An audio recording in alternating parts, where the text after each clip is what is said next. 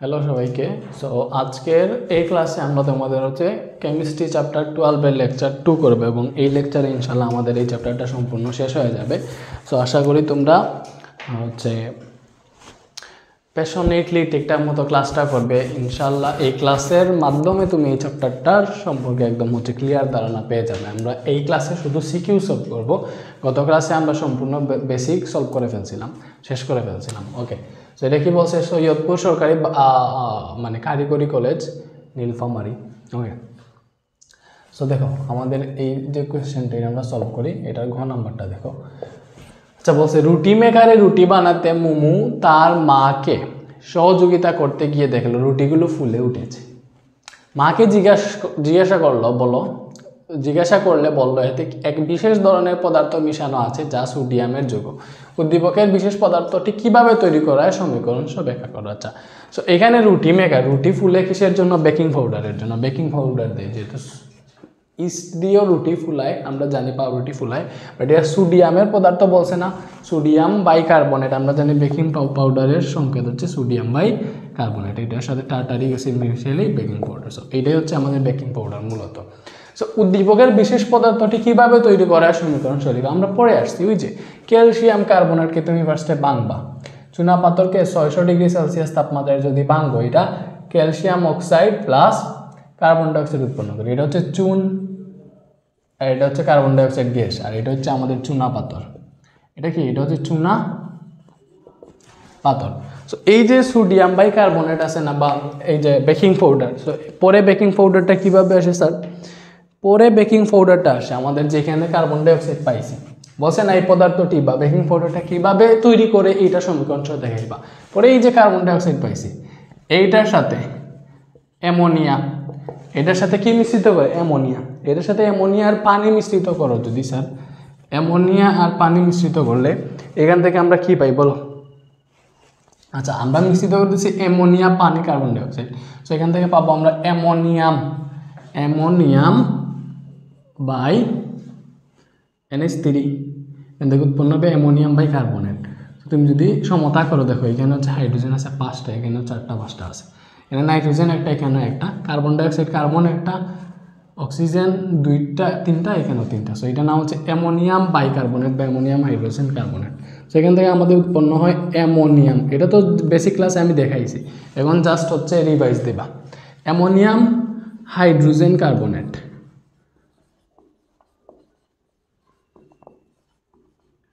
ওকে, ammonium hydrogen carbonate. এই যে ammonium hydrogen carbonate আছে, এই অ্যামোনিয়াম হাইড্রোজেন কার্বনেট এইটার সাথে যদি সোডিয়াম ক্লোরাইড যুক্ত করো, কি যুক্ত করো? Sodium chloride.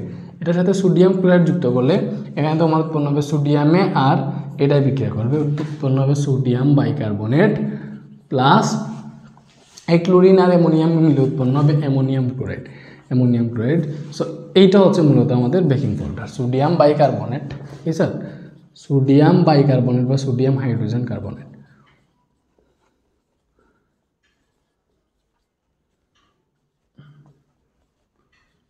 এটাই হচ্ছে আমাদের বেকিং পাউডার, বুঝছো? ঠিক আছে না? ওকে, হয়েছে। সো এইটাই হচ্ছে আমাদের বেকিং পাউডার। উদ্দীপকের বিশেষ পদার্থটি কীভাবে তৈরি করা হয়, এই যে বেকিং পাউডার কীভাবে তৈরি করা হয়, ফার্স্টে আমরা চুনা পাথরকে 600 ডিগ্রি সেলসিয়াস তাপমাত্রায় বাংলা এখানে চুন আর কার্বন ডাইঅক্সাইড পাবো। উৎপন্ন কার্বন ডাইঅক্সাইড অ্যামোনিয়া প্লাস পানি একসঙ্গে বিক্রিয়া করাইলে আমরা অ্যামোনিয়াম বাইকার্বনেট পাবো। এই অ্যামোনিয়াম বাইকার্বনেটের সাথে সোডিয়াম ক্লোরাইড যুক্ত করলে আমরা sodium bicarbonate plus ammonium chloride পাবো। এই সোডিয়াম বাইকার্বনেট যেটা, এটা হচ্ছে আমাদের বেকিং পাউডার। বোঝা গেছে? ঠিক আছে, এবার হচ্ছে আমরা নেক্সটে যাই।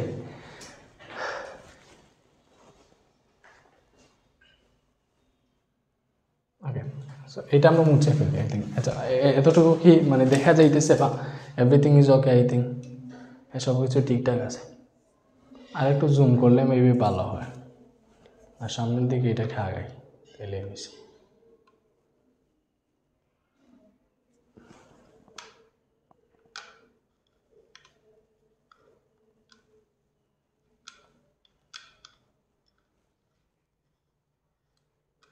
ওকে,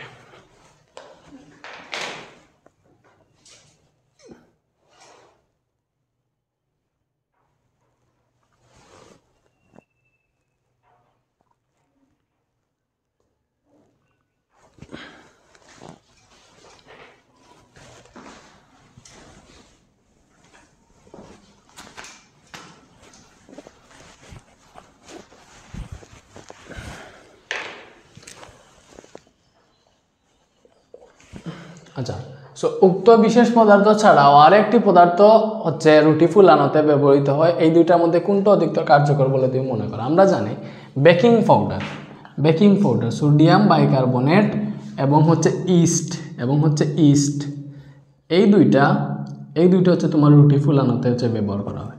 ইস্ট হচ্ছে একটা কী বলে, ইস্ট হচ্ছে একটা ছত্রাক। সো এই দুইটা হচ্ছে রুটি ফুলানোতে ব্যবহার করা হয়। এবার হচ্ছে এটার মধ্যে কোনটা কার্যকর বেশি? বেকিং পাউডার এটা হচ্ছে কৃত্রিম, আর ইস্ট যেটা এটা তো ছত্রাক, এটা হচ্ছে প্রাকৃতিক। তো এখানে ইস্ট যেটা আছে এটা বেশি কার্যকর। কীভাবে এখানে রুটিটা কীভাবে ফুলে এটা আমরা একটু দেখি। সো এই যে বেকিং পাউডার সোডিয়াম বাইকার্বনেট, এটা তো বেকিং পাউডার। এই বেকিং পাউডার কীভাবে রুটি ফুলায় এটা আমরা দেখি। তো 2 অণু বেকিং পাউডার ভেঙে তোমাদের উৎপন্ন হয় sodium carbonate plus carbon dioxide এবং হচ্ছে H2। সো দেখো তুমি সমতা করলে সব কিছু ঠিকঠাক আছে। দেখো এখানে সোডিয়াম দুইটা তোমার হচ্ছে কার্বনেট আছে, যেহেতু এখানে কার্বনেট দুইটা বাট এখানে কার্বনেট একটা দিছে। ওকে, সব কিছু মিলে দেখো ঠিকঠাক আছে। অক্সিজেন দেখো এই যে এখানে কিন্তু অক্সিজেন আছে 6টা, সো এখানে 3টা 2টার একটা 6টা, এইভাবে হাইড্রোজেন সব কিছু ঠিকঠাক আছে। মেইন ব্যাপার যেটা এই যে কার্বন ডাইঅক্সাইড গ্যাস, এটা কিন্তু গ্যাস মানে কি? গ্যাস হইলে কী হবে? এটা হচ্ছে ঊর্ধ্বমুখী, মানে উপর দিকে চলে যাবে বা চলে যাওয়ার চেষ্টা করবে যেহেতু গ্যাস। তো এই চলে যাওয়ার সময় রুটিটাকে ফুলে যাবে, বুঝতে পারছো? সেমভাবে ইস্ট হচ্ছে, তা তো আমি বেসিক ক্লাসে বলছি ইস্ট দিয়ে কীভাবে রুটি ফুলায়। সো ওই যে চিনির সাথে ইস্টটা মিশায়, চিনির দ্রবণের সাথে ছত্রাকটা মিশায়, পরে এইটা হচ্ছে রুটি ময়দার সাথে মিশাইয়া যখন হচ্ছে মনে করো রোদ আছে বা সূর্যের আলো পড়তেছে এরকম একটা জায়গায় খোলামেলা জায়গায় রাখে। সো এইটা যেহেতু ছত্রাক, এটা কি করবে? এটা সবাত শোষণ হবে। কী হবে? ইস্টের সবাত শোষণ হয়। শোষণ মানে কি স্যার? শোষণে আমরা জানি কার্বন ডাইঅক্সাইড গ্যাস উৎপন্ন হয়। শোষণে কি উৎপন্ন হয়? কার্বন ডাইঅক্সাইড গ্যাস উৎপন্ন হয়। এই কার্বন ডাইঅক্সাইড গ্যাস উৎপন্ন হওয়া মানে হচ্ছে তোমার রুটিটা ফুলবে এরকম।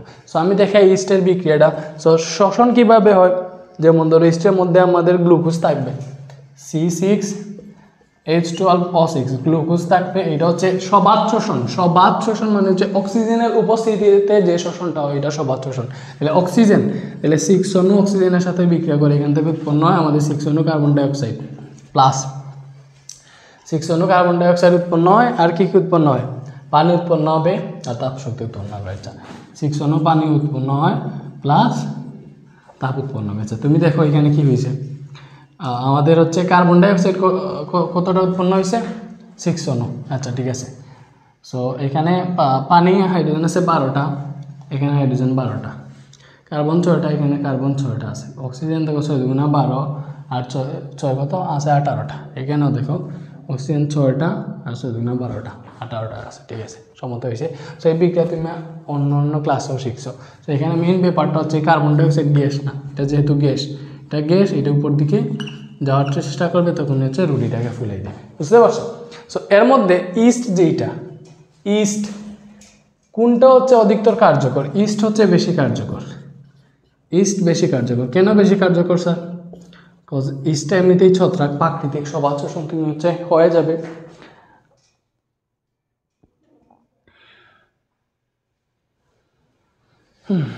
আচ্ছা, তো আরেকটা ব্যাপার সেটা হচ্ছে এটা যেহেতু তোমাদের সোডিয়াম বাইকার্বনেট, এটা তো রাসায়নিক পদার্থ।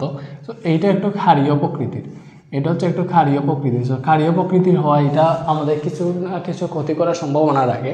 বাট ইস্ট এটা তো তোমাদের জৈব পদার্থ, ছত্রাক তো এটা জৈব পদার্থ, তাহলে এটা আমাদের স্বাস্থ্যের কোনো ক্ষতি করে না। তারপরে হচ্ছে এই ইস্টটা তুমি হচ্ছে মনে করো যে ইস্ট আমরা একটা ছত্রাককে মিশাই দিলাম আমরা চিনি ময়দার সাথে, পরে কিন্তু আমরা যখন এই ময়দাটাকে আগুনের মধ্যে দিই তখন হচ্ছে ইস্টটা মরে যায়। ইস্টটা হচ্ছে একদম মরে গেলে কি হয়? তোমার হচ্ছে শ্বসনও বন্ধ হয়ে যায়। শ্বসন বন্ধ হলে আর কার্বন ডাইঅক্সাইড গ্যাস উৎপন্ন হয় না, তখন রুটিটা যা ফুলছে এর বেশি আর ফুলে না, আমাদের কোনো ক্ষতিও হয় না। এর জন্য হচ্ছে ইস্ট যেটা এটা বেশি কার্যকরী, এটা লিখবা, তাইলেই হবে। ঠিক আছে, নেক্সটে যাই। গরম লাগতেছে বুঝছো, হুদাই এটা পরে লাভ নাই, খুলে ফেলি।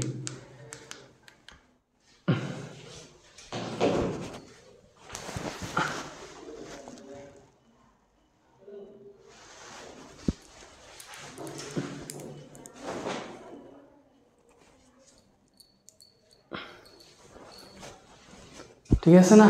ওকে, নেক্সটে যাই আমরা। একটু কি বলে, একটু ফ্লোতে আসতে হবে ক্লাস করানোর। অনেক দিন ক্লাস রেকর্ড করি না, বুঝছো? ফ্লোটা চলে গেছে এই দিন। পরীক্ষা দিয়ে আমি নিজেই তোমাদের মতো ফেরায় আসি, বুঝছো? স্টুডেন্ট যখন ছাড় হয় তখন এরকম অবস্থা। আচ্ছা ঠিক আছে, এটা আরও করতে হবে। অলরেডি 10 মিনিটে আমরা একটা সলভ করেছি, যেটা 3 মিনিটে সলভ করানোর কথা। আচ্ছা, এটা রাজশাহী বোর্ড 20, দেখো রাজশাহী বোর্ড 20, রাজশাহী 20। এটা দেখো বলছে 2 নং যৌগের পরিষ্কারকরণের কৌশল বর্ণনা করো। 2 নম্বর হচ্ছে ব্লিচিং পাউডার। আমরা ব্লিচিং পাউডারের উৎপাদন দেখছি কিভাবে স্যার? আমরা জানি ক্যালসিয়াম হাইড্রোক্সাইড, এইটার সাথে 40 ডিগ্রি সেলসিয়াস তাপমাত্রা, এটার মধ্যে যদি আমরা ক্লোরিন গ্যাস চালনা করি তাহলে এখান থেকে উৎপন্ন হয় ক্যালসিয়াম ক্লোরোহাইপোক্লোরেট, CaOClCl। এটা হচ্ছে ব্লিচিং পাউডার, এটা হচ্ছে ব্লিচিং পাউডার। সো এখানে আর কোনো কিছু লিখতেছি না, পানিটার উৎপন্ন এটা দেখাইতেছি না। মেইন হচ্ছে এই যে ব্লিচিং পাউডার, এই ব্লিচিং পাউডার হচ্ছে এইটা ব্লিচিং পাউডার। এই ব্লিচিং পাউডার দিয়ে যৌগ পরিষ্কারকরণের বা দাগ উঠানোর কৌশল বা জীবাণু মারার কৌশলটা কি? একদম সিম্পল। এই যে ব্লিচিং পাউডারটা আছে CaOClCl, আমি শুধু বিক্রিয়াগুলো দেখাইতেছি, তোমাকে বর্ণনাটাও লিখতে হবে। বর্ণনা যেটা এইটা আমি মুখে বলে ফেলতেছি, এই মুখে যা বলতেছি সুন্দরভাবে গাইডেও লিখে আছে। তুমি এখানে তো দেখবা, গাইড ফলো করার প্রয়োজন নেই, ভাইয়া মুখে যা বলতেছি তা লিখবা। তুমি ভাইয়া বেসিক ক্লাসে পড়ছো, বইয়ে সুন্দরভাবে লিখে আসছে, এগুলো ফলো করবা, বুঝছো? সো এই যে ব্লিচিং পাউডার, এই ব্লিচিং পাউডার আমাদের পানির সাথে মিশে কি উৎপন্ন করে বলো? ব্লিচিং পাউডার পানির সাথে মিশে কি উৎপন্ন করে? ব্লিচিং পাউডার পানির সাথে মিশে আমাদের মেইন যেটা ক্যালসিয়াম ক্লোরাইড এখানে উৎপন্ন করবে CaCl2+, এখানে উৎপন্ন করবে হাইপোক্লোরাস অ্যাসিড HOCl। এই যেটা উৎপন্ন করছে এটার নাম হচ্ছে হাইপোক্লোরাস অ্যাসিড, হাইপোক্লোরাস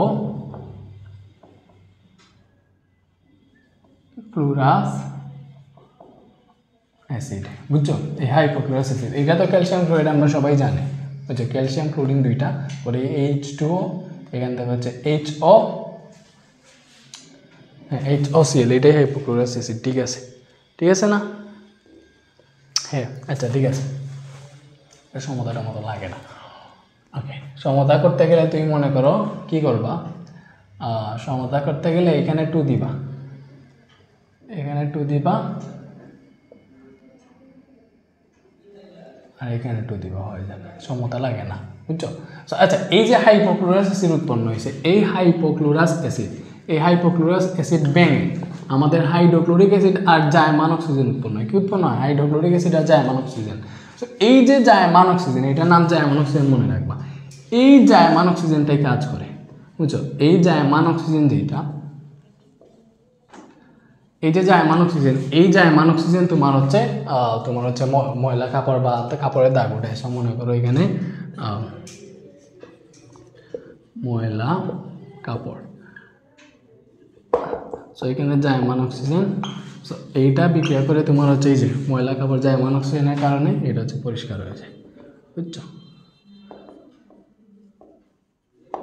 ওকে, সো আমরা দেখছি ব্লিচিং পাউডার পানির সাথে মিশে ক্যালসিয়াম ক্লোরাইডের হাইপোক্লোরাস অ্যাসিড উৎপন্ন করে। এই হাইপোক্লোরাস অ্যাসিড ভেঙে হাইড্রোক্লোরিক অ্যাসিড ও জায়মান অক্সিজেন উৎপন্ন হয়, এবং এই জায়মান অক্সিজেনের কারণে হচ্ছে ময়লা কাপড় পরিষ্কার হয়।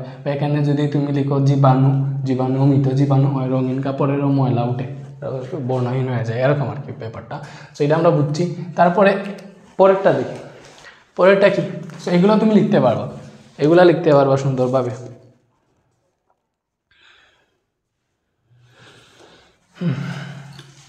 গ নম্বরে কি বলছে যে 1 নং অপেক্ষা 3 নং যৌগ উত্তম পরিষ্কারক বিশ্লেষণ করো। 1 নং কি স্যার? সাবান।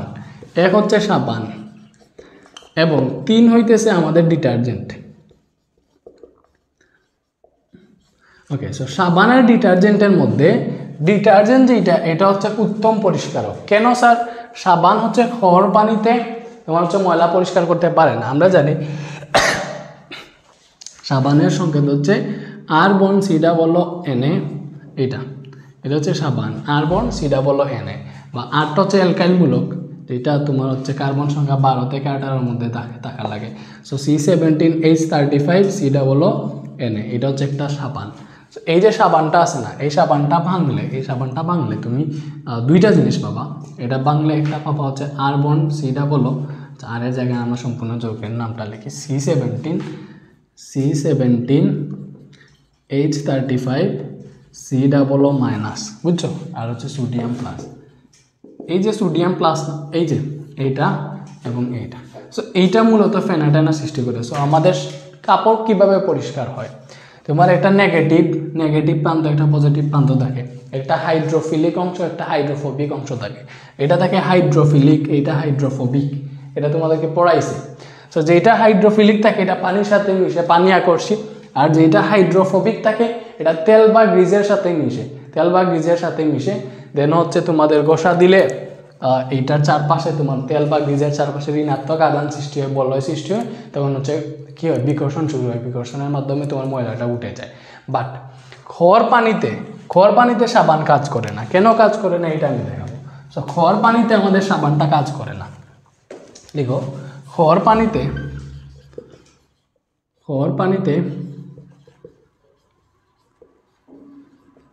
সাবান কাজ করে না। কেন করে না?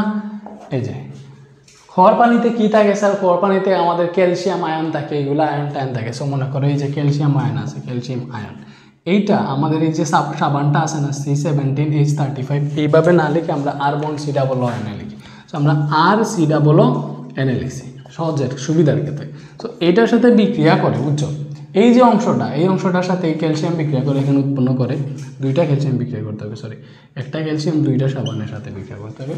সো আর বন্ড সি ডাবল ও, তারপর হচ্ছে টু এটা প্লাস তোমার সোডিয়ামটা আলাদা থাকে।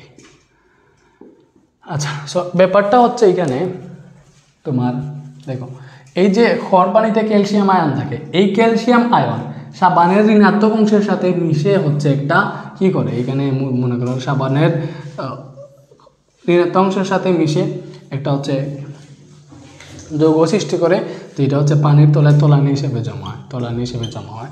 বাট আমাদের তো নেগেটিভ যে অংশটা না থাকলে, আর bond C double O minus, এই নেগেটিভ অংশ আর পজিটিভ অংশ না থাকলে পরিষ্কার হবে না। এই নেগেটিভ অংশ না, এইটা যদি না থাকে পানির সাথে মিশবে না, বুঝছো? সো এটা যদি না থাকে, হাইড্রোফিলিক অংশ যদি না থাকে, পরিষ্কার তো হবে না। সো মূলত খোয়ার পানিতে ক্যালসিয়াম আয়ন থাকে, এই আয়নের জন্য তোমার হচ্ছে ঋণাত্মক অংশের সাথে এই আয়নটা মিশে গেলে দেখো এখানে কি উৎপন্ন করছে, ক্যালসিয়ামের একটা যৌগ উৎপন্ন করছে, যেটা পানির নিচে তলানি হিসেবে জমা হয় এবং হচ্ছে তোমার ফেনাটেনা হয় না, প্লাস হচ্ছে তোমার কি হয় না, ওই যে মানে কাপড়ও পরিষ্কার হয় না, বুঝতে পারছো? বাট ডিটারজেন্টের ক্ষেত্রে ডিটারজেন্ট একটু শক্তিশালী। ডিটারজেন্টটা হচ্ছে একটু শক্তিশালী।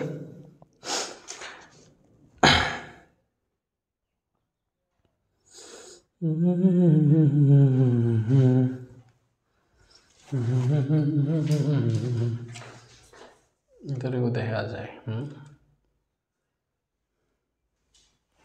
আচ্ছা, সো এমনিতে বুঝছো ক্যালসিয়াম থাকলে ওরকম দেখেই, বা যদি ম্যাগনেসিয়াম আয়ন দেয়, ম্যাগনেসিয়াম আয়ন দিয়েও সেইভাবে দেখে দেওয়া ওরা বিক্রিয়াটা সেম আর কি। সো কোরবানিতে ক্যালসিয়াম আয়ন ম্যাগনেসিয়াম আয়নগুলো থাকে। বাট ডিটারজেন্ট পরে লিখবা, ডিটারজেন্ট হচ্ছে শক্তিশালী, ডিটারজেন্ট কোরবানিতে কাজ করে,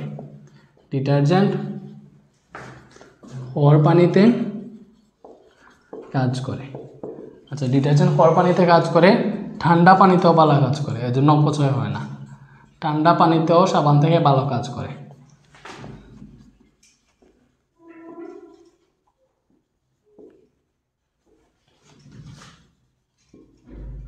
কার্যকরী। এজন্য আমাদের এই দুইটার মধ্যে হচ্ছে উত্তম পরিষ্কারক ডিটারজেন্ট, মনে রাখবা। নেক্সট, এগুলা কিছু না, তোমরা নিতে পারবা।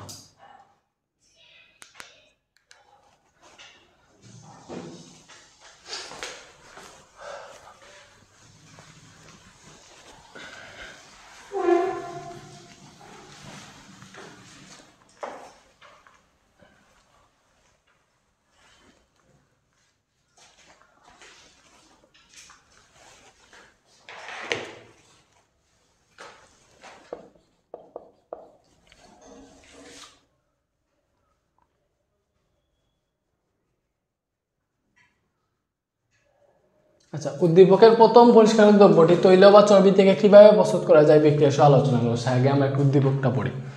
বলছে, প্রান্ত স্কুল থেকে বাড়ি ফিরে তার ময়লা শার্টটি পরিষ্কার করার জন্য একটি পরিষ্কারক দিয়ে পরিষ্কার করতে গিয়ে দেখলো তাতে কোনো ফেনা হচ্ছে না।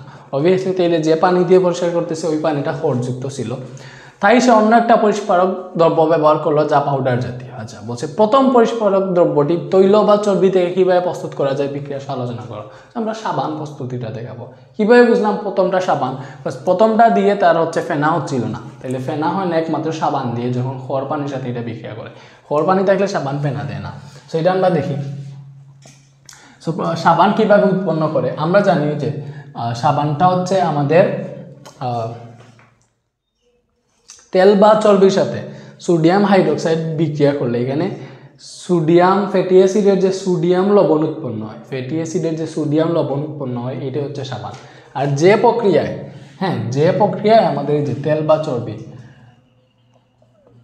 চর্বি এটার সাথে সোডিয়াম হাইড্রোক্সাইড বিক্রিয়া করে উৎপন্ন হয় আমাদের সাবান প্লাস গ্লিসারিন বা গ্লিসারল উৎপন্ন গ্লিসারল। এই যে বিক্রিয়াটা, যে প্রক্রিয়ায় তেল বা চর্বির সাথে সোডিয়াম হাইড্রোক্সাইড বিক্রিয়া করে সাবান ও গ্লিসারল উৎপন্ন হয়, এই প্রক্রিয়াকে বলে সাবানায়ন। বুঝছো? তো এখানে আমি তোমাদেরকে সব দেখাইছি, আগে অনেকবার দেখেছি, ভেঙে দেখাইছি। ডিরেক্ট আমি বিক্রিয়াটা লিখে ফেলবো কীভাবে সাবান উৎপন্ন হয়। সো আমি তেল বা চর্বি লিখবো, এখানে হচ্ছে আমরা এইটা লিখবো C17H35 এইটার OCO হচ্ছে আমাদের কি আমাদের তেল বা চর্বির সংকেত CH2OCO C17H35 এটা এরকম থাকে আর কি। আর মানে CH2OCO বন্ড আর বন্ড CHOCO বন্ড আর CH2OCO বন্ড আর, এটা হচ্ছে আমাদের তেল বা চর্বি। সো এখানে আর এর জায়গায় আমরা অ্যালকাইল মূলকটা বসাইতেছি, আর এর জায়গায় বসাইতেছি আমরা C17H35। বুঝছো? ঠিক আছে।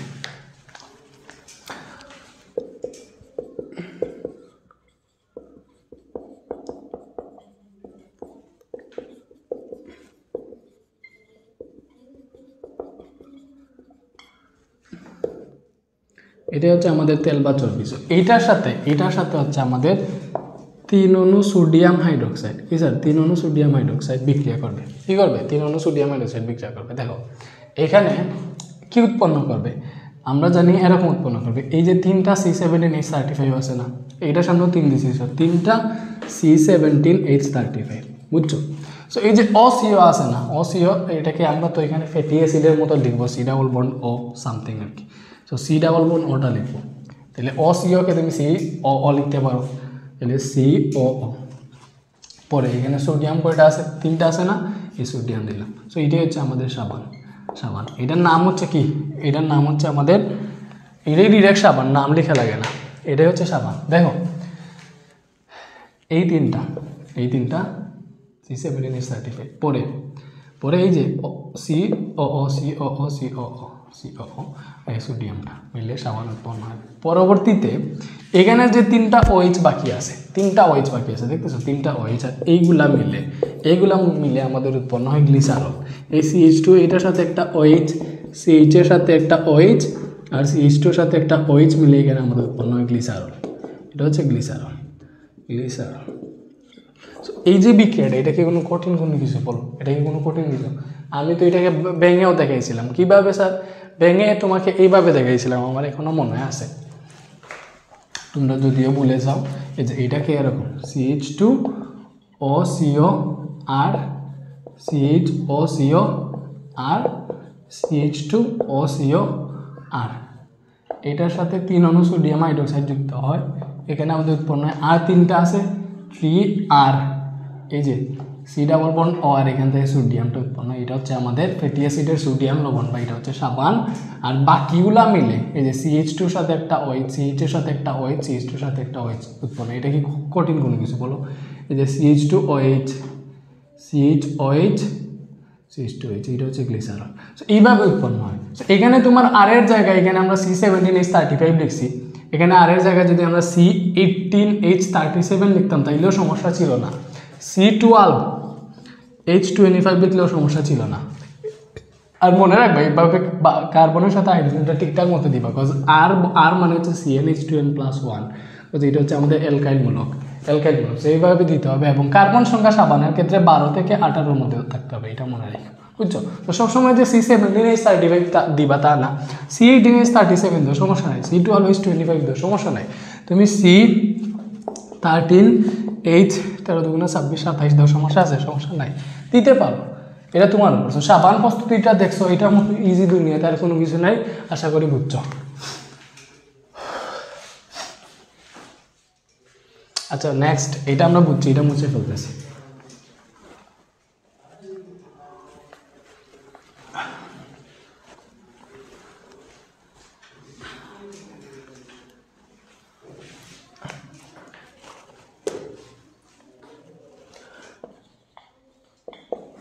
আবার দেখো গ নাম্বারটা। আচ্ছা, উদ্দীপকের দ্বিতীয় পরিষ্কারক ও সোডা অ্যাশের পরিষ্কারণ কৌশল একই কিনা আলোচনা করো। আচ্ছা, সো এখানে দ্বিতীয় পরিষ্কারকটা হচ্ছে ডিটারজেন্ট, দ্বিতীয়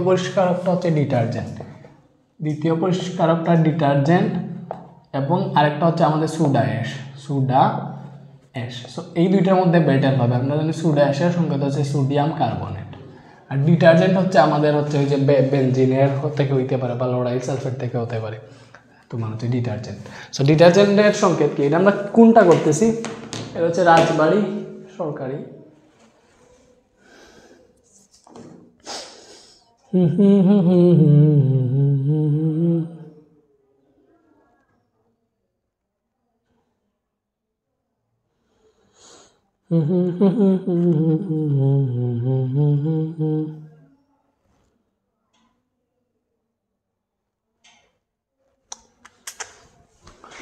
জীবনটা তো ব্যথা হয়ে গেল।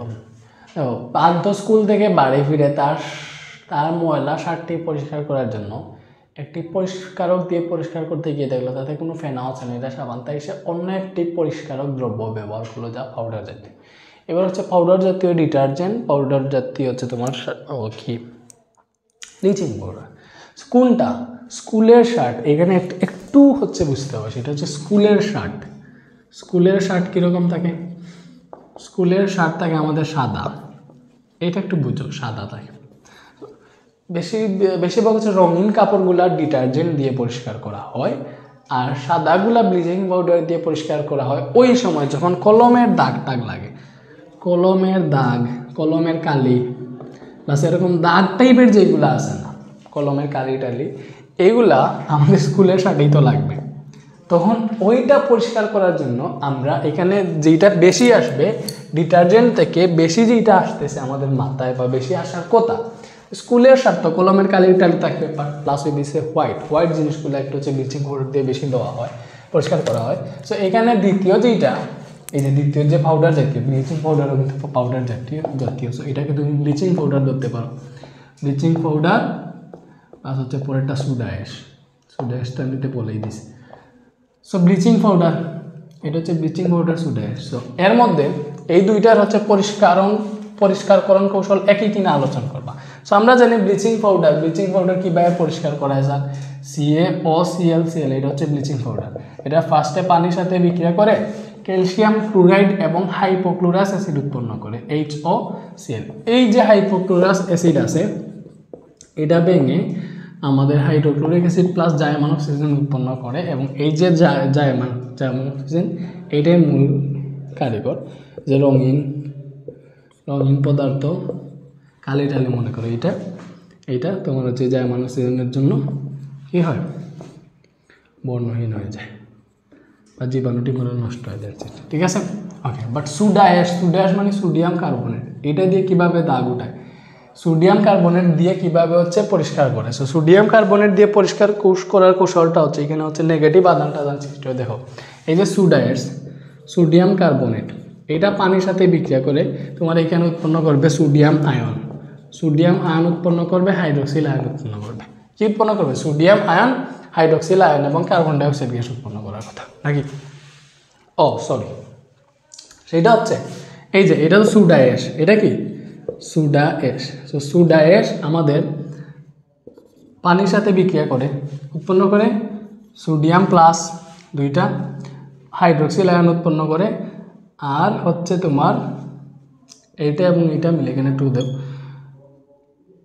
তাইলে H2 CO3 এই দুই অণু হচ্ছে হাইড্রোক্সিল উৎপন্ন করবে, বিকজ হাইড্রোজেন এখানে 4টা, আর উৎপন্ন করবে কার্বনিক অ্যাসিড। এই বিক্রিয়াগুলো একটু মনে রাখ, এটা হচ্ছে কার্বনিক অ্যাসিড।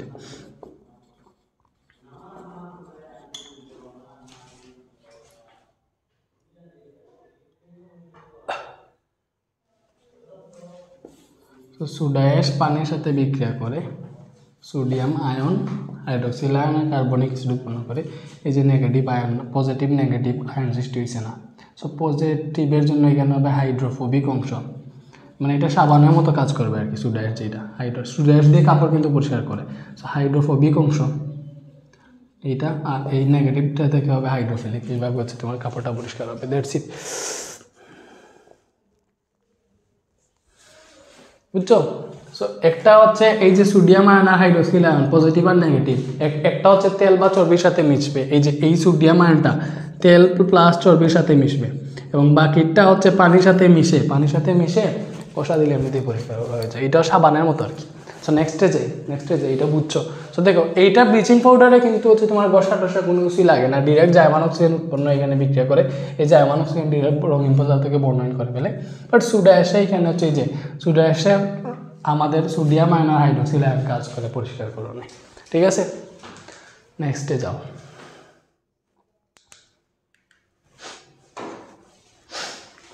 ওকে, 1 মিনিট। ওকে, সো এটা হচ্ছে রাজশাহী ক্যাডেট কলেজ। সো দেখো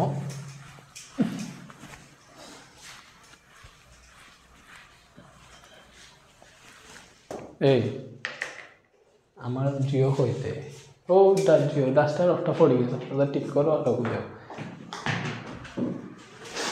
ওকে, রাজশাহী ক্যাডেট কলেজ না, দেখো। সো ঘ নাম্বারে বলছে উদ্দীপকের সংশ্লিষ্ট বিক্রিয়ার 1 নং যৌগ থেকে ওয়াশিং সুডা মানে সোডা অ্যাশ, এটা কিভাবে প্রস্তুতি করবে দেখো। ওয়াশিং সুডা হচ্ছে আমাদের সোডা অ্যাশ যেটা সোডিয়াম কার্বনেটের সাথে যদি 10 অণু পানি মিশ্রিত করে ফেলো তাইলে হচ্ছে এটা ওয়াশিং সুডা হয়ে যায়। That's the thing. Okay, so এখানে বিক্রিয়া হচ্ছে দেখো ক্যালসিয়াম কার্বনেট, একটা 1 নং যৌগ এটা। সো আমরা 2 নংটা দেখতেছি না, 1 নং বলছে, 1 নংটাই দেখি। সো ক্যালসিয়াম কার্বনেট থেকে কীভাবে এইটা উৎপন্ন করবা এটা দেখাইবা। সো ক্যালসিয়াম কার্বনেটকে আমরা জানি এটাকে বাংবা 600 ডিগ্রি সেলসিয়াস তাপমাত্রায়, এটাকে বাংলা এখান থেকে calcium oxide plus carbon dioxide পাওয়া যায়। এই যে কার্বন ডাইঅক্সাইড বেচারার সাথে আমরা যদি 2 অণু সোডিয়াম হাইড্রোক্সাইড যুক্ত করি, তাহলে এখান থেকে আমরা পাবো sodium carbonate Na2CO3, sodium carbonate Na2CO3, এখান থেকে একটা অক্সিজেন গেছে, তার মানে বাকি আছে H2। এই যে এটা হচ্ছে আমাদের সোডা অ্যাশ। তুমি চাইলে প্রথমে বেকিং পাউডার উৎপন্ন করতে পারো, পরে বেকিং পাউডার থেকেও সোডা অ্যাশ এইটা সোডিয়াম কার্বনেট প্রস্তুতি করে দেখাইতে পারো। উৎপন্ন এই সোডিয়াম কার্বনেটের সাথে এইটার সাথে যদি কাইন্ডলি তুমি 10 অণু পানি যুক্ত করে ফেলো তাহলে কাজ হয়ে গেছে। এই যে উৎপন্ন হবে সোডিয়াম কার্বনেট ইন্টু 10 অণু পানি, এটার নাম হচ্ছে ওয়াশিং সোডা। আশা করি আপনারা বুঝতে পারছেন। আপনারা বুঝে থাকলে আমরা নেক্সটে যাই, গ নাম্বারে যাই। বুঝছো? এটা কোনো কথা ইজি না। তো 2 নং যৌগ থেকে সার এ ও সার বি প্রস্তুত করা যাবে কি বিক্রিয়া সমূহ দেখো। এই যে অ্যামোনিয়াম ক্লোরাইড থেকে 2টা যৌগ উৎপন্ন হয়েছে, একটা জৈব সারে এ, এটাতে নাইট্রোজেন, কার্বন, অক্সিজেন এবং হাইড্রোজেন আছে, এবং আরেকটা অম্লীয় সার অ্যামোনিয়াম সালফাইড, যাই হোক। অম্লীয় সার বি যেটাতে NSOH আছে, দেখো এটাতে সালফার আছে, এটা অ্যামোনিয়াম সালফাইড উৎপন্ন হবে। আমরা এই যে এইটা থেকে অ্যামোনিয়া পাবো, এটা তোমাকে দেখেই বুঝতে হবে।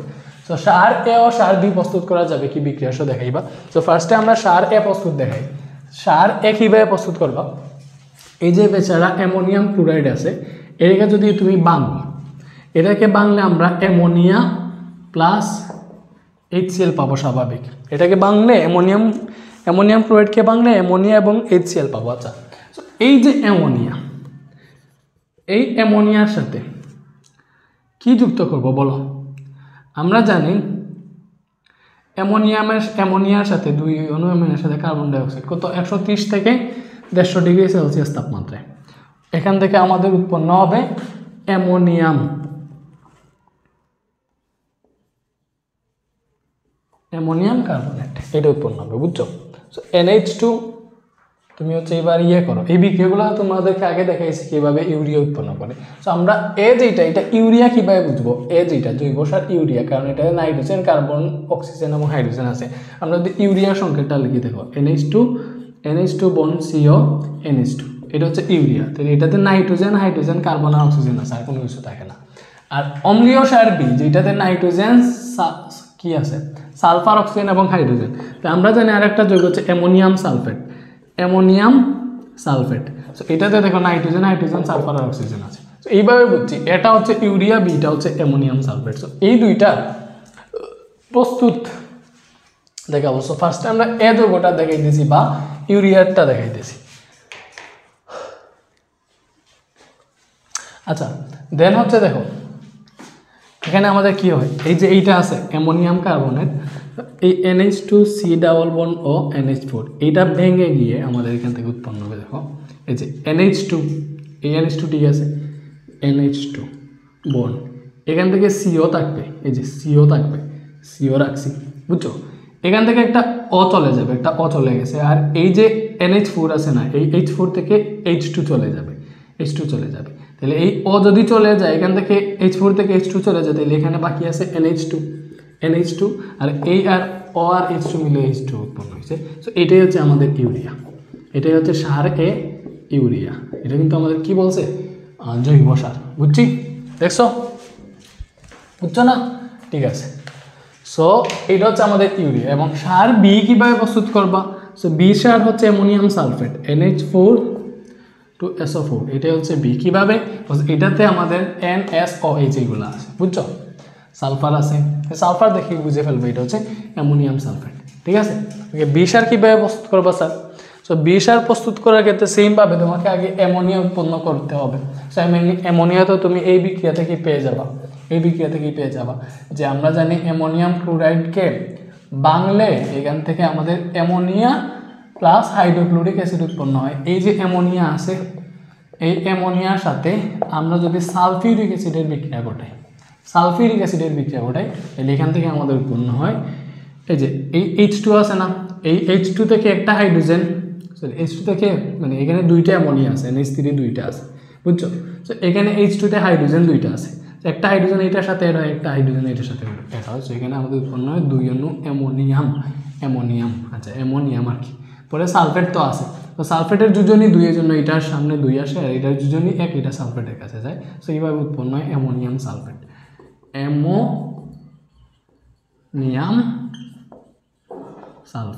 বুঝছি? ঠিক আছে।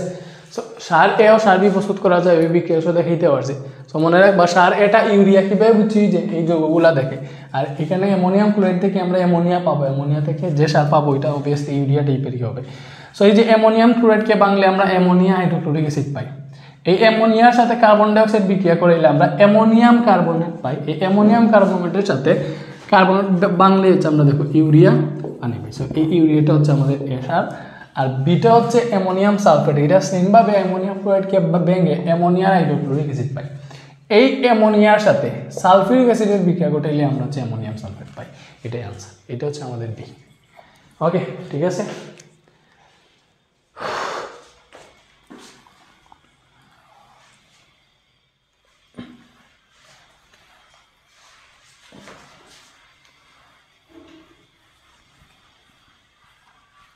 এদিকে তো মুছে না,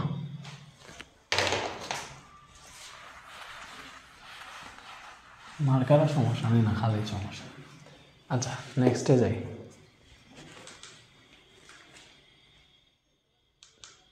এই যে পাবনা জেলা স্কুল, দেখো বলছে উচ্চ তাপমাত্রায় চুনা পাথরকে উত্তপ্ত করলে X ও Y দুইটা ভিন্ন যৌগ উৎপন্ন হয়। X এবং Z নামক গ্যাসীয় উপাদান 130 থেকে 10 ডিগ্রি সেলসিয়াস তাপমাত্রায় পরস্পর মিশ্রিত করলে কি উৎপন্ন হয়? উদ্দীপকের প্রক্রিয়াগুলোকে সম্পন্ন করে কেউ চিহ্নিত করবা। দেখো এই যে এই কোয়েশ্চেনটা দেখেই বুঝবা যে উচ্চ তাপমাত্রায় চুনা পাথর মানে কি স্যার? Calcium carbonate. এইটাকে উচ্চ তাপমাত্রায় উত্তপ্ত করবা, তাপ দিবা, তাহলে এখান থেকে এটা বাংলে calcium oxide plus carbon dioxide উৎপন্ন হবে, বুঝছো? X ও Y দুইটা ভিন্ন যৌগ। এটা হচ্ছে চুনা পাথর থেকে উৎপন্ন হয়েছে চুন, এটা তো কার্বন ডাইঅক্সাইড গ্যাস, আমরা সবাই জানি। ওকে, সো এই যে তার মানে দুইটা ভিন্ন যৌগ উৎপন্ন হয়। সো এক্স এবং জেড নামক গ্যাসীয় উপাদান নিলে আবার হচ্ছে আরেকটা কি উৎপন্ন হয়। সো এক্স এর সাথে গ্যাস জি দিছি, বুঝছো আমাদের চুনা পাথর ব্যাঙে এক্স আর ওয়াই পাইছি। এবার এইটা এক্স না এইটা ওয়াই, এটা এক্স আর এইটা ওয়াই, এইভাবে না, কোজ এক্স এর সাথে গ্যাস দিছে, তাহলে গ্যাস নিতে এটা হচ্ছে এক্স, তাহলে কার্বন ডাইঅক্সাইড গ্যাস, এটা হচ্ছে এক্স আর বাকিটা হচ্ছে ওয়াই, দ্যাটস ইট, বুঝছি। সো এটা হচ্ছে আমাদের এক্স। সো এই কার্বন ডাইঅক্সাইড এবং জেড নামক গ্যাসীয় উপাদান এত মিশ্রিত করলে এটা উৎপন্ন হয়েছে। আমরা জানি কার্বন ডাইঅক্সাইডের সাথে জেড নামক আরেকটা গ্যাসীয় উপাদান 130 থেকে 150 ডিগ্রি সেলসিয়াস প্রভাবে মনে হইতেছে এটা ইউরিয়া উৎপাদনের যে সিস্টেমটা ওইটা। তো এখানে আমরা আরেকটা গ্যাসীয় উপাদান হচ্ছে অ্যামোনিয়া। এই যে ডাটাটা দিছে এইটা দিয়ে কিউ যৌগ উৎপন্ন করার মাধ্যমটা দিছে ইউরিয়া, এবং ইউরিয়া কিভাবে উৎপন্ন করে কার্বন ডাইঅক্সাইড আর অ্যামোনিয়া মিশ্রিত করে। সো এটা হচ্ছে এক্স গ্যাস, এটা হচ্ছে জেড গ্যাস। এইগুলা 130 থেকে 150 ডিগ্রি সেলসিয়াস তাপমাত্রায় বিক্রিয়া করে। এখানে ফার্স্টে উৎপন্ন করে আমাদের NH2 COO NH4 ammonium carbonate. তো এইটা হচ্ছে আমাদের কিউ। পরস্পর মিশ্রিত করলে কিউ উৎপন্ন হয়। আচ্ছা, যেহেতু এইটাই কিউ, এটা কি ছিল পাবনা জেলা স্কুল না?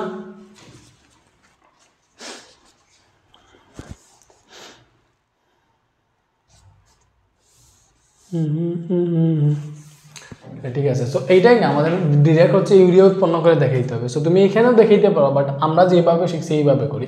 সো এইটা আবার ঠিক থাকে না, এটা হচ্ছে নগদ ভেঙে যায়, এটা হচ্ছে বেশিক্ষণ এইভাবে থাকে না, এটা ডিরেক্ট ভেঙে যায়।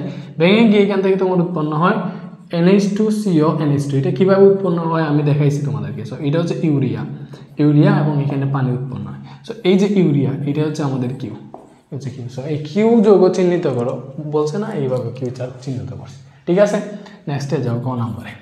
আমরা কি ভিডিও স্টার্ট করছিলাম আমি নিজেও জানি না, স্টার্ট করছিলাম। এক্স ও ওয়াই কৃষিক্ষেত্রে ব্যবহার করা হলেও ব্যবহারের ক্ষেত্র প্রয়োগ ভিন্ন প্রয়োজনীয় সমীকরণ বিশ্লেষণ করা যায়। এক্স আর ওয়াই কৃষিক্ষেত্রে ব্যবহার করা হলেও ব্যবহারের ক্ষেত্র প্রয়োগ ভিন্ন আছে। এক্সটা কি স্যার?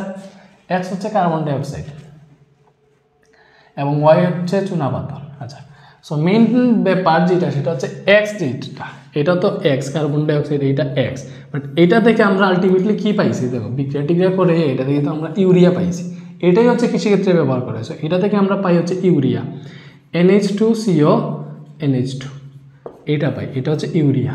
সো এই ইউরিয়াটা কৃষিক্ষেত্রে কীভাবে ব্যবহার করা হয় এইটা আমরা দেখাবো। সো ইউরিয়া থেকে এক্স্যাক্টলি উদ্ভিদ কী করে জানো? এই যে ইউরিয়াটা আছে না, NH2CO NH2, এই ইউরিয়া থেকে উদ্ভিদ এক্স্যাক্টলি অ্যামোনিয়াম আয়ন সংগ্রহ করে। অ্যামোনিয়াম আয়ন, সো অ্যামোনিয়াম আয়নটা কীভাবে সংগ্রহ করে স্যার? সো এটা পানির সাথে বিক্রিয়া করাও ইউরিয়েজ নামক এনজাইমের প্রভাবে এটা ভেঙে যাবে। ভেঙে তোমার এখানে উৎপন্ন হবে কি? উৎপন্ন হবে দেখো এটা হচ্ছে ইউরিয়া। সো ইউরিয়েজ নামক এনজাইমের প্রভাবে ভেঙে এখানে তোমার হচ্ছে অ্যামোনিয়া উৎপন্ন হবে, প্লাস বাকিগুলা মিলে তোমার কি উৎপন্ন হবে বলো? আচ্ছা, আমাদের কি কার্বন ডাইঅক্সাইড গ্যাস উৎপন্ন হবে। ওকে, দেখো এই যে NH2 সাথে এটা থেকে একটা H, এটা থেকে একটা H লাগছে, বুঝছো? NH2 সাথে এই NH2 সাথে একটা, এই NH2 সাথে একটা, এই CO আর এই মিলে কার্বন ডাইঅক্সাইড। এই যে অ্যামোনিয়া আছে না, এই অ্যামোনিয়া আবার ক্লোরিনের সাথে বিক্রিয়া করে, বুঝছো? এর সাথে বিক্রিয়া করে আমাদের উৎপন্ন হবে কি? উৎপন্ন হয় অ্যামোনিয়াম ক্লোরাইড। সো এখানে অ্যামোনিয়াটা পানির সাথে বিক্রিয়া করলে হয়তো আমাদের বইয়ে ডিরেক্ট 3বার পানির সাথে বিক্রিয়া একসাথে দেখাই দিছিল, বাট এটা আমরা একসাথে দেখাইব না, আলাদা আলাদাভাবে দেখাইব। আচ্ছা, বইয়ে ডিরেক্ট 3H2O দিয়ে দিছে।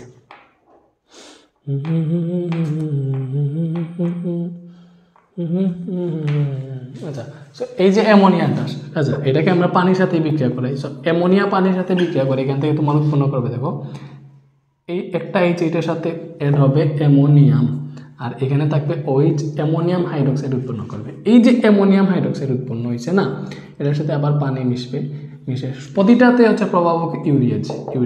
বুঝছো? তো এখান থেকে আমাদের আলাদাভাবে অ্যামোনিয়াম আয়ন আর হাইড্রোক্সিল আয়ন উৎপন্ন হবে, বুঝছো? তো এই যে অ্যামোনিয়াম আয়নটা উৎপন্ন হয়েছে না, এইটাই উদ্ভিদ গ্রহণ করে, এইটাই উদ্ভিদ শোষণ করে, বুঝছি? ঠিক আছে, ওকে। সো আমরা দেখছি ইউরিয়া পানির সাথে বিক্রিয়া করে, ইউরিয়াজ প্রভাবকে ইউরিয়াজ এনজাইমে ভেঙে অ্যামোনিয়ার কার্বন ডাইঅক্সাইডে পরিণত হয়। এই অ্যামোনিয়া পানির সাথে বিক্রিয়া করে অ্যামোনিয়াম হাইড্রোক্সাইড উৎপন্ন করে। এই অ্যামোনিয়াম হাইড্রোক্সাইড আবার ভেঙে অ্যামোনিয়াম আয়ন আর হাইড্রোক্সাইড উৎপন্ন করে। এই অ্যামোনিয়ামটা হচ্ছে উদ্ভিদ শোষণ করে। That's the thing. এইভাবে হচ্ছে এক্সটা কৃষিক্ষেত্রে ব্যবহার করা হয়। সো ওয়াইটা কৃষিক্ষেত্রে কীভাবে ব্যবহার করা হয় এটা আমরা দেখবো। সো ওয়াইটা হচ্ছে আমাদের ক্যালসিয়াম অক্সাইড, চুন। তো চুনটা ডিরেক্ট ব্যবহার করা হয়, বুঝছো? সো ওয়াই যেটা, এটা হচ্ছে আমাদের ক্যালসিয়াম অক্সাইড। এই যৌগটা হচ্ছে ক্ষারীয়, এটা হচ্ছে ক্ষারীয়। সো আমাদের কৃষিক্ষেত্রে জমিতে যখন অম্লত্ব বৃদ্ধি পায় বা পিএইচ কমে যায়, বুঝছো, অ্যাসিডিটি বেড়ে গেলে আমরা তখন হচ্ছে এই চুন প্রয়োগ করি। তখন মনে করেন জমিতে অ্যাসিডিটি বাড়ছে মানে হাইড্রোজেন আয়ন বাড়ছে, কি বাড়ছে? H+ আয়ন বাড়ছে, একটা আবার দুইটা আবার যাই বাড়ুক আর কি। সো এটার সাথে এই যে ক্যালসিয়াম অক্সাইড চুন দিলে, চুন বিক্রিয়া করে আমাদের এখান থেকে উৎপন্ন করে ক্যালসিয়াম 2+ আর পানি, বুঝছো? সো এই যে হাইড্রোজেন প্রোটন বা অ্যাসিডিটির বা অম্লীয়র যে হাইড্রোজেনটা আছে, এটা হচ্ছে তোমার অক্সিজেনের সাথে মিশে পানি হয়ে যায় আর ক্যালসিয়াম আয়ন উৎপন্ন হয়। ক্যালসিয়াম আয়ন হচ্ছে উদ্ভিদ গ্রহণ করতে পারে। That's the thing. এইভাবে হচ্ছে ক্যালসিয়াম অক্সাইড আমাদের হচ্ছে মাটির অম্লত্ব বা পিএইচ যেটা আছে এটাকে স্বাভাবিক রাখে। যদি পিএইচ কমে যায় বা মাটির অম্লত্ব বৃদ্ধি পায় সেক্ষেত্রে। সো এই দুইটাই হচ্ছে কৃষিক্ষেত্রে ব্যবহার হয়, বাট দুইটার প্রয়োগ ভিন্ন, বুঝতে পারছো? ঠিক আছে।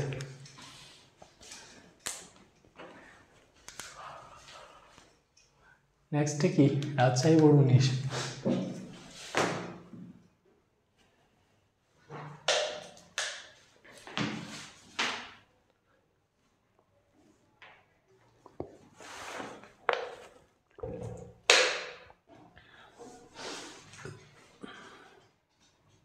তোমার কি তার শরীরও অসুবিধা করে?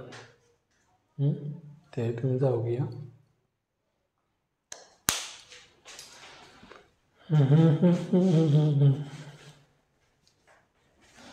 আচ্ছা, নেক্সট রাজশাহী বোর্ড 19।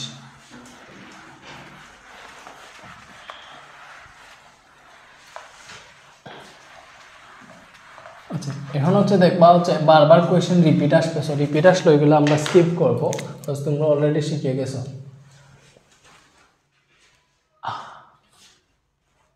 আচ্ছা, এই যে দেখছো, এটা দেখো তোমাদের এখানে সাবান বিক্রিয়া করে আমাদের এক্স আর ওয়াই যৌগ উৎপন্ন করছে। সো আমরা জানি, এইটা জানি ভালোভাবে,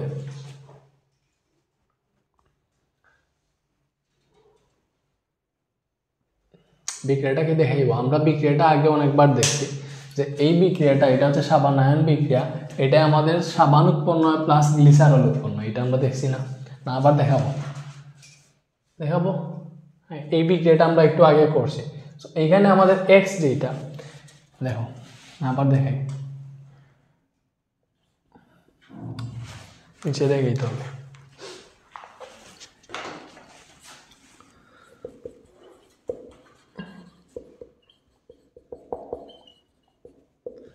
CHOCO C17H35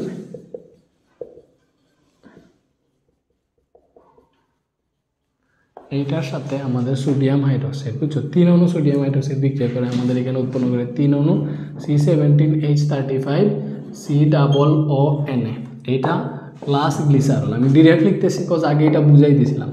CHOH আর একটা হচ্ছে CH2OH। এখানে তুমি দেখো কোনটা, এটা হচ্ছে সলিড, এটা সাবান, তাহলে এটা হচ্ছে এক্স, আর এটা লিকুইড গ্লিসারল, এটা হচ্ছে ওয়াই, বুঝছি? এটা হচ্ছে ওয়াই। তাইলে উদ্দীপকের কোন যৌগের সাহায্যে অ্যামোনিয়াম লবণ থেকে অ্যামোনিয়া গ্যাস প্রস্তুত করা যাবে? কোন যৌগের সাহায্যে অ্যামোনিয়াম লবণ থেকে অ্যামোনিয়া গ্যাস প্রস্তুত করা যাবে? তাহলে কোনটার সাহায্যে স্যার?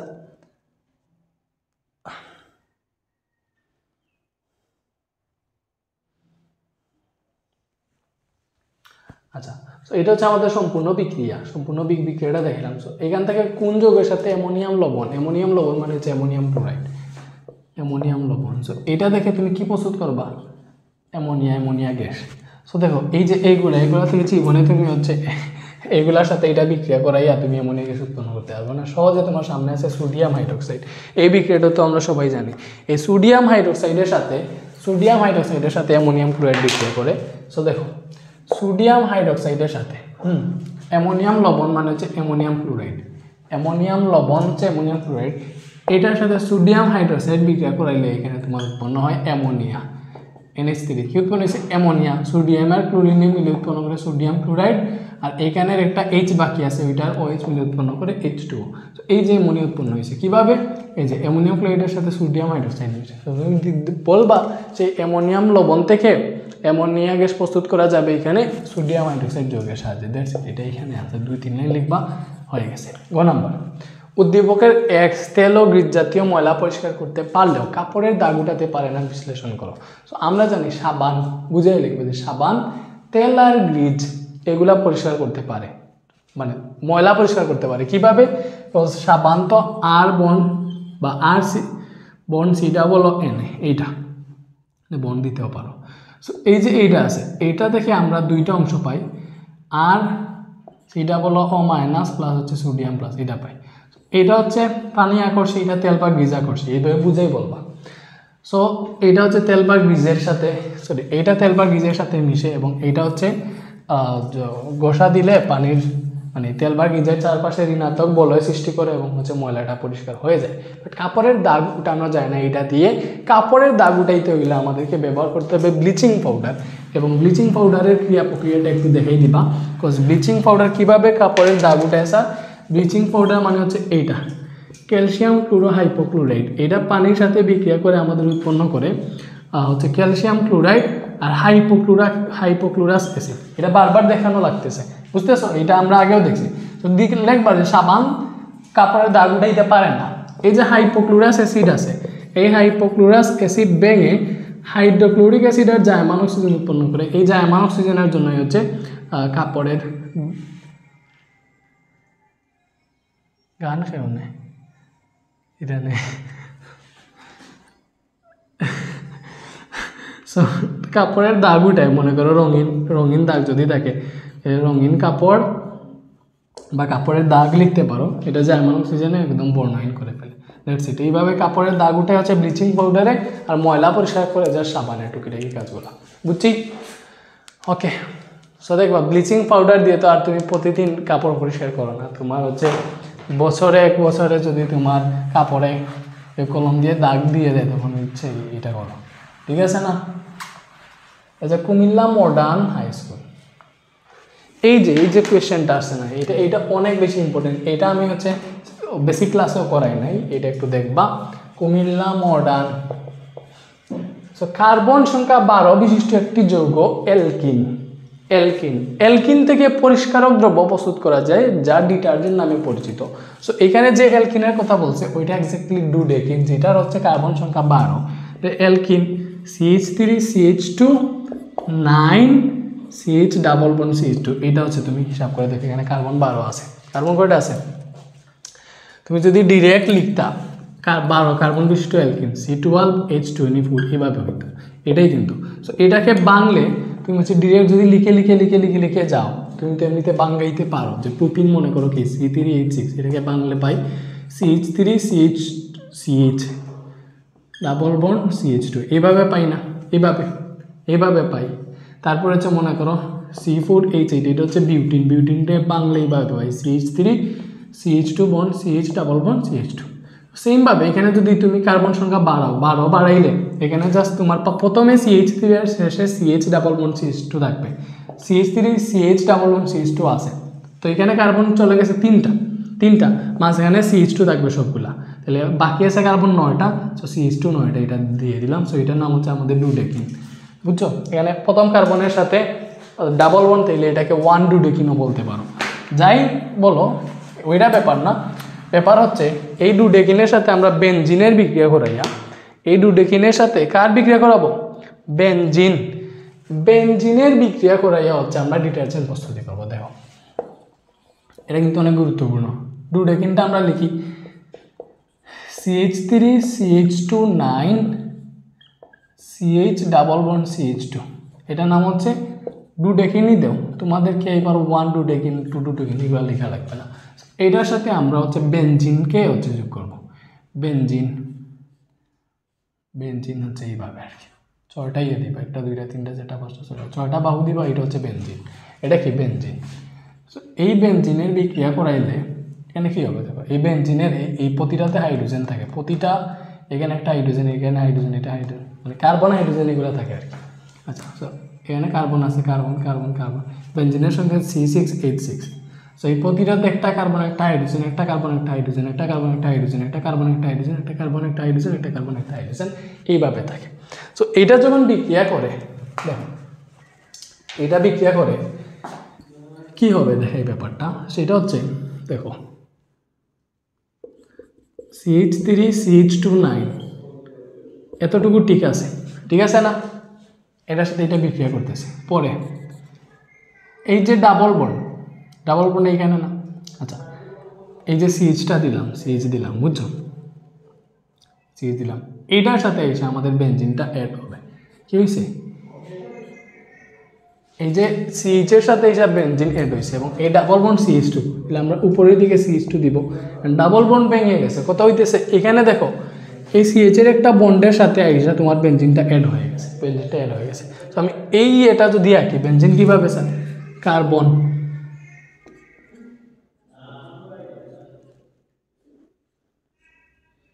একটা দুইটা তিনটা চারটা, এই যে 6টা কার্বন দিছে না, বেনজিনে হচ্ছে এইভাবে থাকে, ব্যাপারটা হচ্ছে এইভাবে, একটা ডাবল বন্ড, একটা সিঙ্গেল, একটা ডাবল, সিঙ্গেল একটা ডাবল, এইভাবে। সো এটার সাথে H থাকে, এটার সাথে H, এটার সাথে H, এটার সাথে H, এটার সাথে H, এটার সাথে H, এটা হচ্ছে বেনজিন। আমি তোমাকে ভেঙে দেখাইলাম ব্যাপারটা, বুঝছো। সো যখন আইসা এই CH এর সাথে দেখো, এই CH এর সাথে যখন একটা বন্ড বের করে, সো আমি এই ব্যাপারটা চিন্তা করো, এইখানের এই যে এতটুকু মানে এইটুকু বুঝাইতেছে, এটুকু বুঝাইতেছে, এই হাইড্রোজেন সহ আর কি। সো এই বন্ডটা আসছে যখন এই CH এর সাথে অ্যাড হয়েছে, তখন এই Hটা কই গেছে, এই Hটা কই গেছে, এই বন্ডটা এসে এখন হচ্ছে এই বন্ডটা এসে CH এর সাথে অ্যাড হয়েছে, এখানে যে H ছিল এটা কই গেছে, এইটা এই CH2 সাথে অ্যাড হয়ে CH3 হয়ে গেছে, বুঝছি, এই CH2 এর সাথে অ্যাড হয়ে CH3 হয়ে গেছে এবং এটাকে তুমি উপর দিকে দিয়ে দিও, সমস্যা নেই। সো এটার নাম হচ্ছে আইসো কি বলে, আইসো বেনজিন বা আইসো ডুডেকাইল বেনজিন। আইসো কেন, এই যে এটার এই পয়েন্টের নাম হচ্ছে আইসো। এখানে মেটাডেটা অনেক জিও আছে, ওইটা তোমাদেরকে শেখা লাগবে না। সো এইটার নামটা আমি জাস্ট লিখে দিই, এটা ইন্টারে গেলে শিখবো, এখন শেখার প্রয়োজন নেই।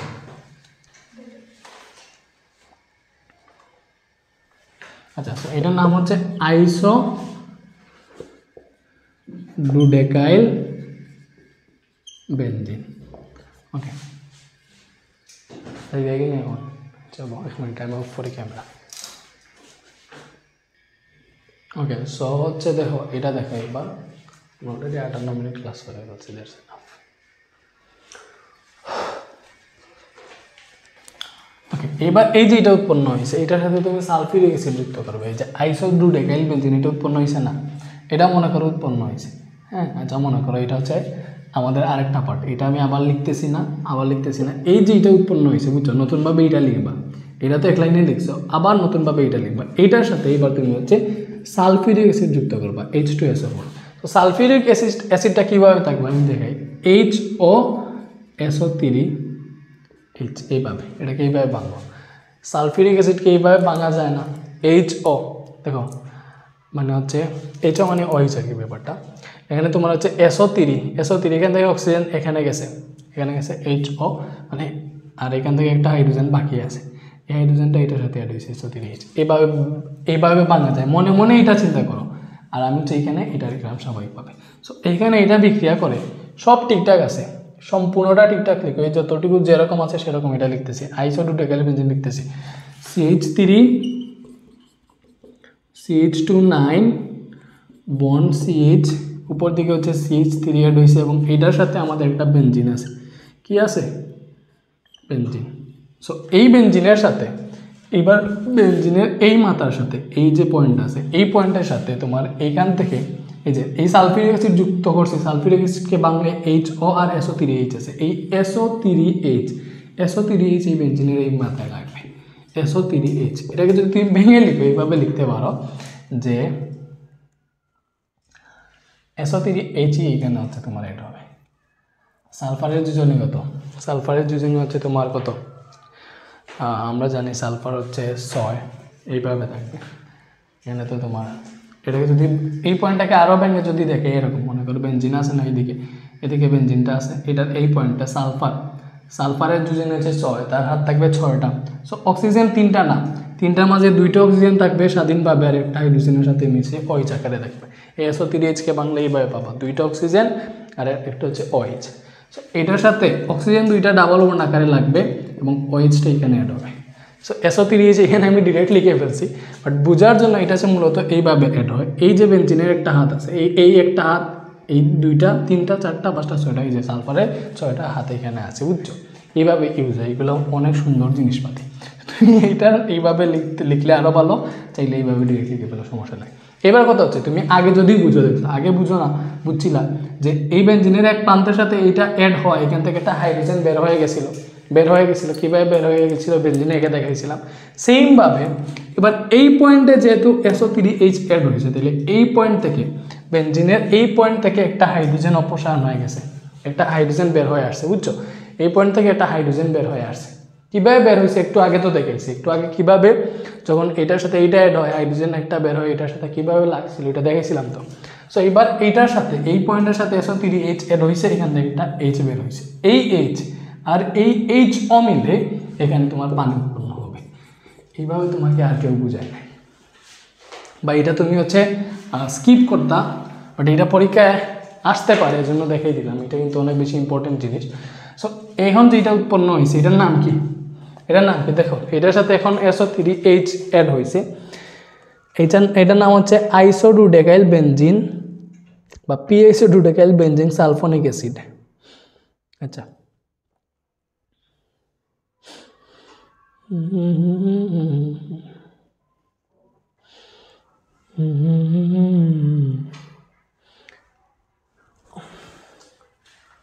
কারেন্ট চলে গেছে। আইসোডুডেকাইল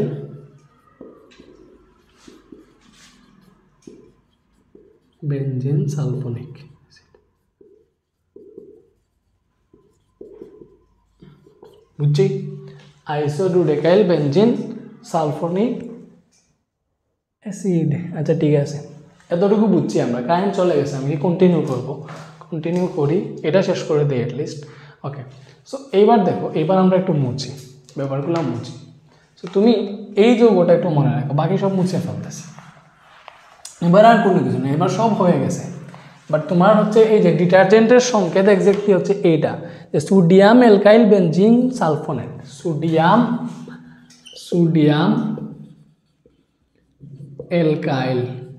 অ্যালকাইলের জায়গায় এখন আর কি ডুডেকাইল আছে, দ্যাটস দ্য থিং। কার্বন 12, তো সোডিয়াম অ্যালকাইল বেঞ্জিন সালফোনেট এইটাই হচ্ছে আমাদের detergent. Sodium alkyl benzene sulphonate এটাই হচ্ছে ডিটারজেন্ট। সো এটা আমরা উৎপন্ন করবো। সো এখানে সোডিয়াম আছে না স্যার, তাইলে এইটার সাথে যা সোডিয়াম অ্যাড হইতো, দ্যাটস দ্য থিং। সো আমি এইটাকে মুছে এই যে আমাদের আছে আইসোডুডেকাইল বেঞ্জিন সালফোনিক অ্যাসিড বা সালফোনেট বলতে পারো, সমস্যা নেই। এই যে এখানে লিখি CH3 CH2 9 CH, এদিকে CH3, এদিকে একটা বেঞ্জিন অ্যাড হয়েছে এবং এটার সাথে SO3H আছে। এটা বেশি করে বুঝাই দিছি, কোজ এটা বেসিক ক্লাসে বুঝাই নেই সেই জন্য। সো এই যে এখানে যে এটাই এখানে লিখছি, সো এটা মুছে ফেলছি, এটা এখানে লিখছি। সো এটার সাথে তুমি সোডিয়াম হাইড্রোক্সাইড যুক্ত করবা, সব কিছু ঠিকঠাক আছে। এই হাইড্রোজেনটা সরে এটার সাথে যা সোডিয়াম অ্যাড হবে, বাকি সব ঠিক আছে, বুঝছো? তো দেখো CH3 CH2 9 CH উপর দিকে CH3, পরে এখানে বেঞ্জিন আছে। সো এটা দেখে কঠিন মনে হইলে এখানে কিন্তু কাজ নাই। সো এটার সাথে এই যে এখানে SO3H ছিল, এই Hটা সরে সোডিয়াম অ্যাড হবে, SO3Na আর এই এইচ আর এখানের যে OH এইগুলা মিলে পানি উৎপন্ন করবে। সো এটা পানির মতো বুঝে গেছো না? সো এটার নাম আমি একটু আগে লিখে ফেলছি, এখানে যে নামটা লিখছিলাম ওইটাই এটার নিচে লিখো, আর এইটাই মূলত আমাদের ডিটারজেন্ট, এইটাই ডিটারজেন্ট, বুঝছো? ওকে, এবং এটার ঘ নাম্বার কোয়েশ্চেন ছিল মেবি, এটা তো আমরা ডিটারজেন্টটা প্রস্তুত করে দেখাইছি, এটাই ডিটারজেন্ট, বুঝছো? এটা আশা করি বুঝতে পারছো, আবার দেখো বুঝবা। ঘ নাম্বারটা ছিল মেবি সাবান থেকে এই জিনিসটা বেশি কার্যকরী। এটা কেন কার্যকরী, একটা মানে আগের একটা গতে আমরা দেখছিলাম সাবান থেকে ডিটারজেন্টটা বেশি কার্যকরী, বিকজ এটা খোয়ার পানিতে কাজ করে, ঠান্ডা পানিতেও ভালোভাবে কাজ করে। সো এটা লিখে দিবা, হয়ে যাবে। বাকিগুলো হচ্ছে কারেন্ট আসলে আমি রেকর্ড করব, ঠিক আছে? এখন হচ্ছে আপাতত অফ করি। ওকে, সো আমরা নেক্সট পার্টটুকু রেকর্ড করি। দেখো আমরা হচ্ছে কারেন্ট চলে গেছিলো, এর মধ্যে আমরা চুল টুল কেটে আসছি। সো তোমরা ভাইবো না যে ভাইয়া এমন টিকটকারদের মতো ট্রানজিশন হয়ে গেল না। আচ্ছা ওকে, সো দেখো আমরা হচ্ছে এই যে এগুলো কি দেখা যায়, স্ক্রিনটা মেবি বড় হয়ে গেছে বেশি, আর একটু জুম করা উচিত, একটু সামনে দিয়ে আগাই, তো বড় স্ক্রিনও ভালো না। এই যে এই হয়েছে, এই ঠিক আছে। ওকে,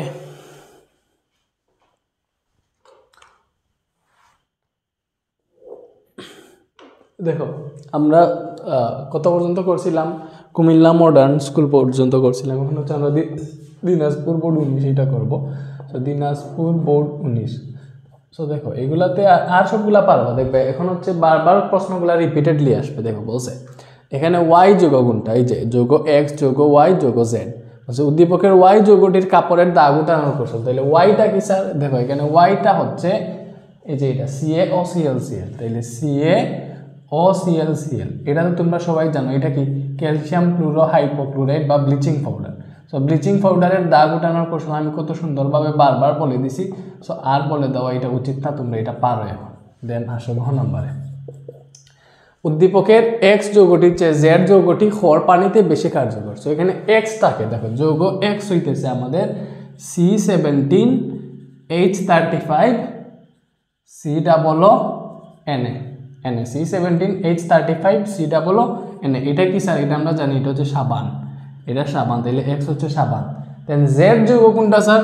দেখো এখানে জেড হইতেছে আমাদের CH3, দেন হচ্ছে CH210 CH2O SO3Na। আমরা এটা সবাই জানি, এটা হচ্ছে সোডিয়াম লরাইল হাইড্রোজেন সালফেট। তার মানে এটা হচ্ছে আমাদের ডিটারজেন্ট, এটাও আমরা সবাই জানি এটা হচ্ছে ডিটারজেন্ট, এটা হচ্ছে ডিটারজেন্ট। সো এই ডিটারজেন্টটার প্রস্তুতিও আমরা একটু পরে শিখবো, যদিও এটা আমরা বেসিক ক্লাসে শিখছিলাম। ওকে, সো এটা হচ্ছে ডিটারজেন্ট। তাইলে এক্স এর চেয়ে জেড যৌগটি খর পানিতে বেশি কার্যকরী, এটা আমরা জানি যে এক্স হচ্ছে সাবান, সাবান থেকে ডিটারজেন্ট খর পানিতে বেশি কার্যকরী, বিকজ সাবানটা খর পানিতে ফেনা দেয় না। কেন? কজ খর পানিতে ক্যালসিয়াম ম্যাগনেসিয়াম এই আয়নগুলা থাকে, সো এই আয়নগুলা যখন সাবান এগুলার সাথে বিক্রিয়া করে, যেমন ধরো যে C17H35 COONA, সাবান যখন বিক্রিয়া করে তখন কি হয়, এই যে এটার এতটুকুর সাথে এটার এই যে C17H35 COO- এইটার সাথে এই ক্যালসিয়ামটা অ্যাড হয়ে যায়। তাহলে এখানে তোমার হচ্ছে দুইটা সাবান লাগবে, কজ ক্যালসিয়ামের যোজনী 2 আর এটার যোজনী 1। তাহলে এটা কি হবে দেখো, C17H35 COO2, এইটার সাথে আমাদের ক্যালসিয়াম এড হবে, এরকম আর কি। পরে হচ্ছে সোডিয়ামটা আলাদা বসবে বা যাই বলো।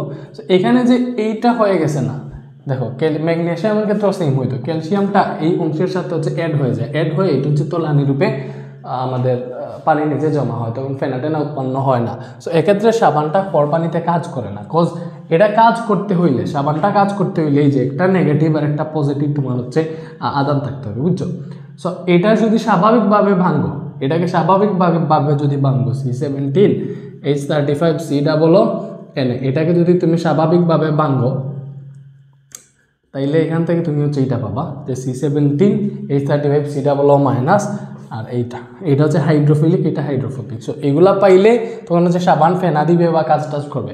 বাট খরবানিত ক্যালসিয়াম ম্যাগনেসিয়াম এই আয়নগুলা থাকে, ধাতব আয়ন, এগুলা থাকার কারণে এগুলা এইটার নেগেটিভ প্রান্তের সাথে হাইড্রোফিলিক প্রান্তের সাথে বিক্রিয়া করে এখানে হচ্ছে এই যৌগটা উৎপন্ন করে, যেটা তলানি হিসেবে নিচে জমা পড়ে। তখন হচ্ছে আর সাবান কাজ করে না। এর জন্য খর পানিতে ডিটারজেন্টটা বেশি কার্যকর। ডিটারজেন্টের ক্ষেত্রে এটা হয় না আর কি। ডিটারজেন্ট ঠান্ডা পানিতেও সাবান থেকে ভালো কাজ করে, এগুলো একটু মনে রাখবা। দেন আমরা নেক্সটে যাই। এটা হচ্ছে বগুড়া ক্যান্টনমেন্ট। হ্যাঁ, ঠিক আছে।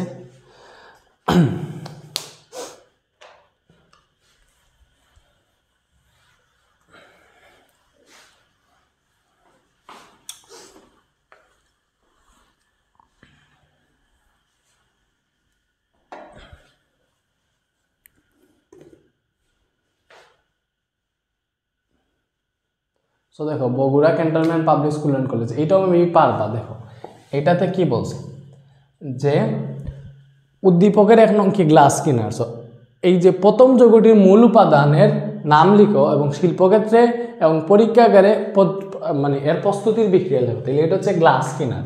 মানে দেখো গ্লাস ক্লিনার। সো এই যে গ্লাস ক্লিনার তোমাকে আগে জানতে হবে। এই গ্লাস ক্লিনার আমরা বেসিক ক্লাসে পড়ছি। সো এই গ্লাস ক্লিনারের মূল উপাদানের নাম লিখবা। সো আমরা জানি গ্লাস ক্লিনারের মূল উপাদান হচ্ছে অ্যামোনিয়া। এটা আমরা সবাই জানি অ্যামোনিয়া।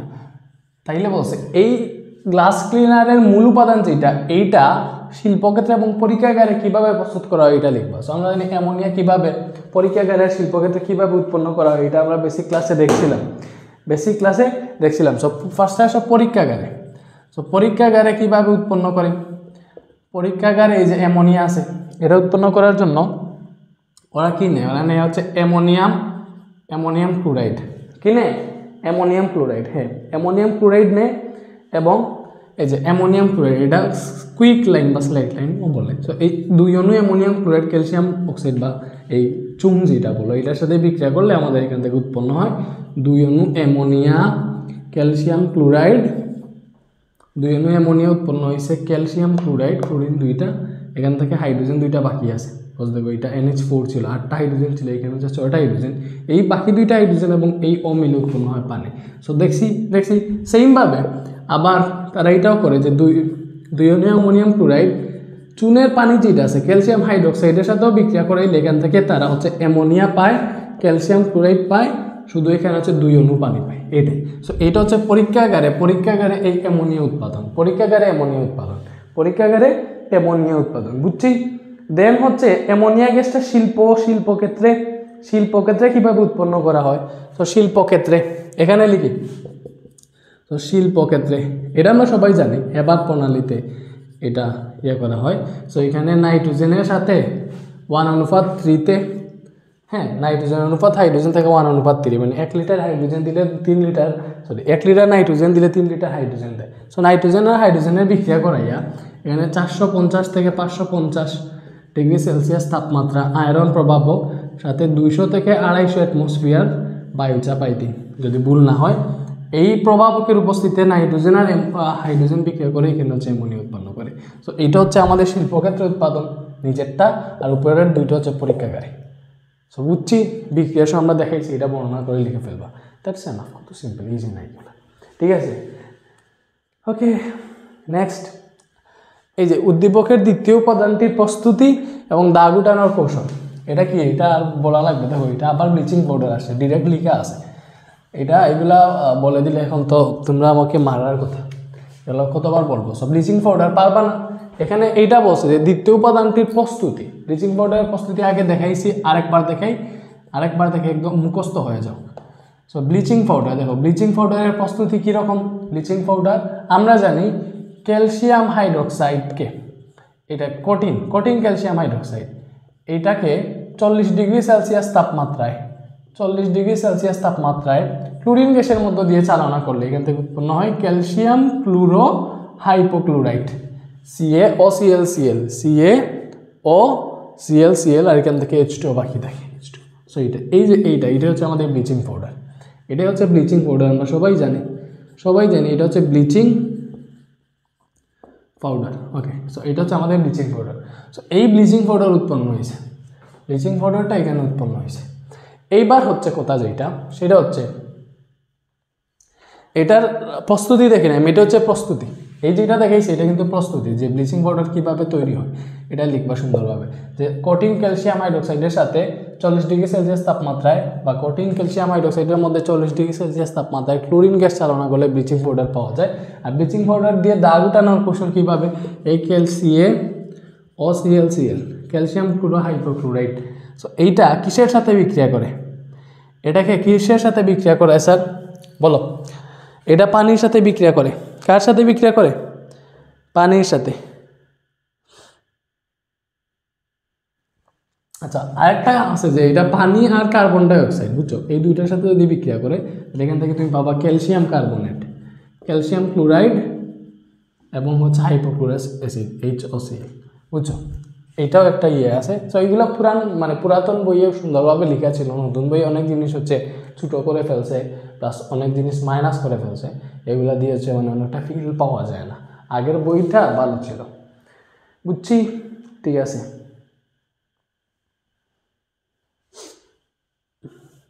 এটাকে HOClও লেখা যায়, HClও লেখা যায়, যে এইটা ইচ্ছা লিখতে পারবা, বুঝছো। এটাকে তুমি চাইলে HClO এইভাবে লিখতে পারো, হাইপোক্লোরাস অ্যাসিড। এটা এখানে 2 অণু হাইপোক্লোরাস অ্যাসিড পাইবা যদি এই বিক্রিয়াটা করো। তো এই যে হাইপোক্লোরাস অ্যাসিড উৎপন্ন হয়েছে, বুঝছো, হাইপোক্লোরাস অ্যাসিড, এই হাইপোক্লোরাস অ্যাসিড তোমার হচ্ছে ভেঙে গিয়ে এখানে হাইড্রোক্লোরিক অ্যাসিড আর জায়মান অক্সিজেন উৎপন্ন করে। এই জায়মান অক্সিজেনই কাজ করে, এই জায়মান অক্সিজেন হচ্ছে দাগ উঠায়। মনে করে এখানে রঙিন দাগ আছে, হ্যাঁ, রঙিন পদার্থ, এটা মনে করো কাপড়ে দাগ লাগছে, এটা জায়মান অক্সিজেনের প্রভাবে এটা হচ্ছে বর্ণহীন হয়ে যাবে, দাগটা সরে যাবে। এইভাবেই ব্লিচিং পাউডার কাজ করে, বুঝছি। নেক্সট, এখন আর দেখানোর মতো যেটা আছে ওই যে আমাদের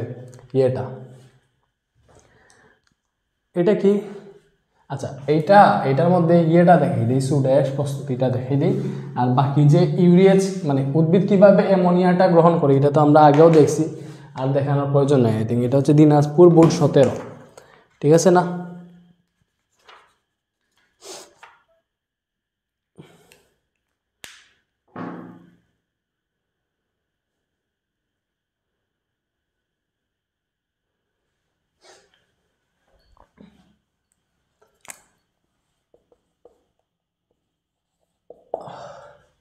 এই একটি জাজালো গন্ধযুক্ত গ্যাস, এর সাথে তরল কার্বন ডাইঅক্সাইড উচ্চ চাপে 130 ও 150 ডিগ্রি সেলসিয়াস তাপমাত্রা উত্তপ্ত করলে বিযোগ উৎপন্ন হয়।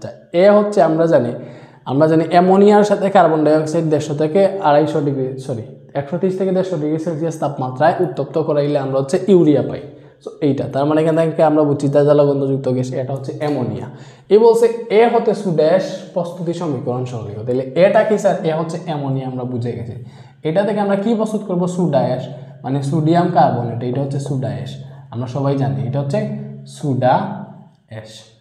সো কীভাবে করবো বলো, কীভাবে? আমরা জানি যে অ্যামোনিয়া আছে, এটা কিন্তু সুন্দর একটা সিস্টেম আছে, আমরা এটা পুরাতন বইয়ে ছিল, ওইটা তোমাদের একটু শিখিয়ে দিই।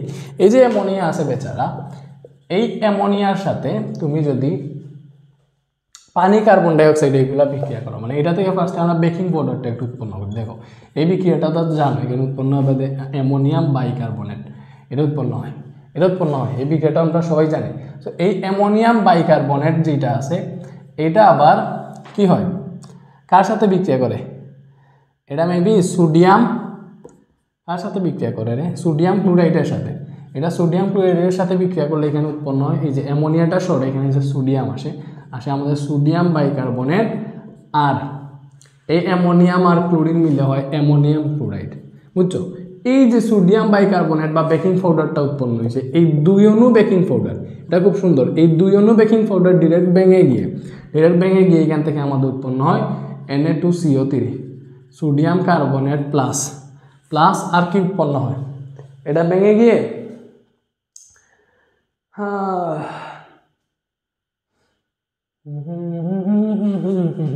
আর কি আছে দেখো, এটা তো ভেঙে গেছে। আর এখান থেকে কি পাবা?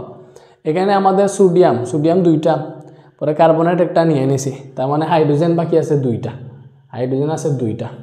আর কার্বন আছে 1টা, অক্সিজেন 3টা, এইটা বাকি আছে। সো দেখো এই 2টা হাইড্রোজেন আর 1টা অক্সিজেন মিলে পানি, আর বাকি আছে আমাদের এখান থেকে CO2 কার্বন ডাইঅক্সাইড, এটা উৎপন্ন হবে। সো এইটা হচ্ছে আমাদের বেকিং পাউডার, সোডা অ্যাশ, আর এটা হচ্ছে বেকিং পাউডার। Soda ash. তো সোডা অ্যাশ প্রস্তুত করা দেখছি আমরা কিভাবে অ্যামোনিয়া থেকে। সো অ্যামোনিয়া থেকে ফার্স্টে আমরা কি উৎপন্ন করি, এটা থেকে আমরা বেকিং পাউডার উৎপন্ন করি, আর বেকিং পাউডার ভেঙে গিয়ে ডিরেক্ট হচ্ছে এটাকে তাপ দিলে সোডা অ্যাশ উৎপন্ন করা যায়। সো এটাই নেক্সট বি হতে কিভাবে উদ্ভিদ তার হচ্ছে পুষ্টি উপাদানটা সংগ্রহ করে দেখাই, আরেকবার দেখি বিক্রিয়াটা জাস্ট দেখাই দিই। এই বিটা কি স্যার, বিটা কি দেখো, এ যৌগ মানে অ্যামোনিয়ার সাথে তরল কার্বন ডাই অক্সাইড গ্যাস উচ্চ চাপে 130 থেকে 150 ডিগ্রি সেলসিয়াস তাপমাত্রায় উত্তপ্ত করাইবা। তাহলে এটা হচ্ছে অ্যামোনিয়া। তাহলে আমরা জানি 2 অণু অ্যামোনিয়ার সাথে যদি আমরা কার্বন ডাই অক্সাইড গ্যাস 130 থেকে 150 ডিগ্রি সেলসিয়াস তাপমাত্রায় এখানে বিক্রিয়াটা করে, এখান থেকে আমাদের উৎপন্ন হয় কি উৎপন্ন হয় অ্যামোনিয়াম কার্বনেট, কার্বমেট NH2C বলো NH4 এটা উৎপন্ন হয়, NH2C বলো NH4। সো এই যেটা উৎপন্ন হয়েছে NH2C বলো NH4, এটা অটো ভেঙে গিয়ে এখান থেকে তোমার আসে NH2 bond CO bond NH2, এটা হচ্ছে ইউরিয়া। আর এই যে NH2CO এতটুকু ঠিক আছে, এখান থেকে একটা অক্সিজেন ক্রস গেছে আর এখান থেকে 2টা হাইড্রোজেন ক্রস গেছে, এটাতে দেখো, তাইলে এগুলো মিলে হয় পানি। সো এটা হচ্ছে আমাদের ইউরিয়া, এটা হচ্ছে ইউরিয়া। সো এই ইউরিয়া থেকে বা বি হতে, বিটাই তো এখানে বির কথা বলছে, এই বিটা কিন্তু ইউরিয়া, এটা হচ্ছে আমাদের বি, এটা হচ্ছে ইউরিয়া। এই ইউরিয়া থেকে উদ্ভিদ কিভাবে তার পুষ্টি উপাদান সংগ্রহ করে, ইউরিয়া থেকে উদ্ভিদ এক্স্যাক্টলি অ্যামোনিয়াম আয়নটা সংগ্রহ করে। এটা কিভাবে সংগ্রহ করে, এই যে অ্যামোনিয়া আছে, ইউরিয়া আছে, এটা পানির সাথে বিক্রিয়া করে এখান থেকে তোমার কি উৎপন্ন করবে বলো, এখান থেকে উৎপন্ন করবে অ্যামোনিয়াম হাইড্রোক্সাইড। এই যে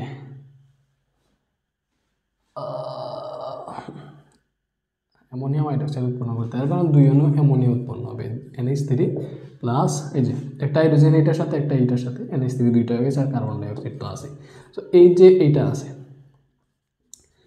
এইটা আবার পানির সাথে বিক্রিয়া করে। মনে রাখবা এখানে প্রভাবক হচ্ছে, এখানেও ওইখানেও 2 জায়গায় প্রভাবক হচ্ছে ইউরিয়েজ নামক একটা কি এনজাইম, ইউরিয়েজ নামক হচ্ছে একটা এনজাইম।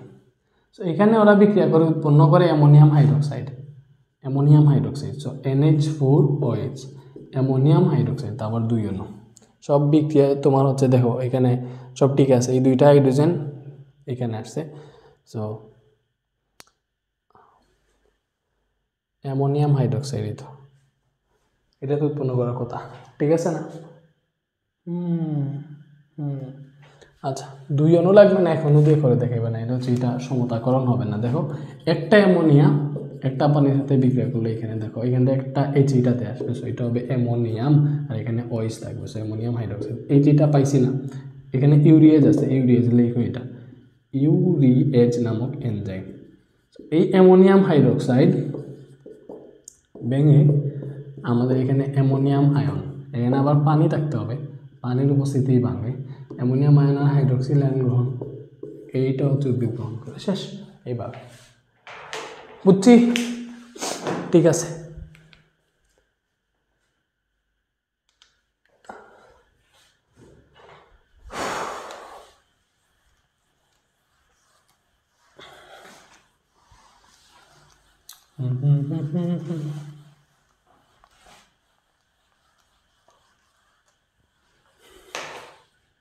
এটা বরিশাল বোর্ড 19, এটা কি বলছে দেখো, তেল plus caustic soda equal to X glycerine. So উদ্দীপকের দ্বিতীয় বিক্রিয়কটি কিভাবে তৈরি করে সমীকরণ সহ বিশ্লেষণ করো। উদ্দীপকের দ্বিতীয় বিক্রিয়ক মানে কস্টিক সোডা এটা কিভাবে তৈরি করে, এটার কথা বলছে না, এখানে দ্বিতীয় বিক্রিয়ক তো caustic soda. So caustic soda মানে কোনটা বলো, কস্টিক সোডা মানে সোডিয়াম হাইড্রোক্সাইড। আচ্ছা এটা হচ্ছে তোমাদের চ্যাপ্টার 10-এর একটা কনসেপ্ট, চ্যাপ্টার 10 এমনিতে করানো হবে। সো এটা স্কিপ, তুমি হচ্ছে এটার ঘ নাম্বারে আসো। আচ্ছা X যৌগটির ক্রিয়া কৌশল ব্যাখ্যা করো এবং এর অতিরিক্ত ব্যবহার পরিবেশের জন্য ক্ষতিকর, এইটা বুঝাইব। সো Xটা কি স্যার, এই যে তেল মানে কি স্যার, এই যে এখানে আমরা জানি CH2OCO C17H35 CHOCO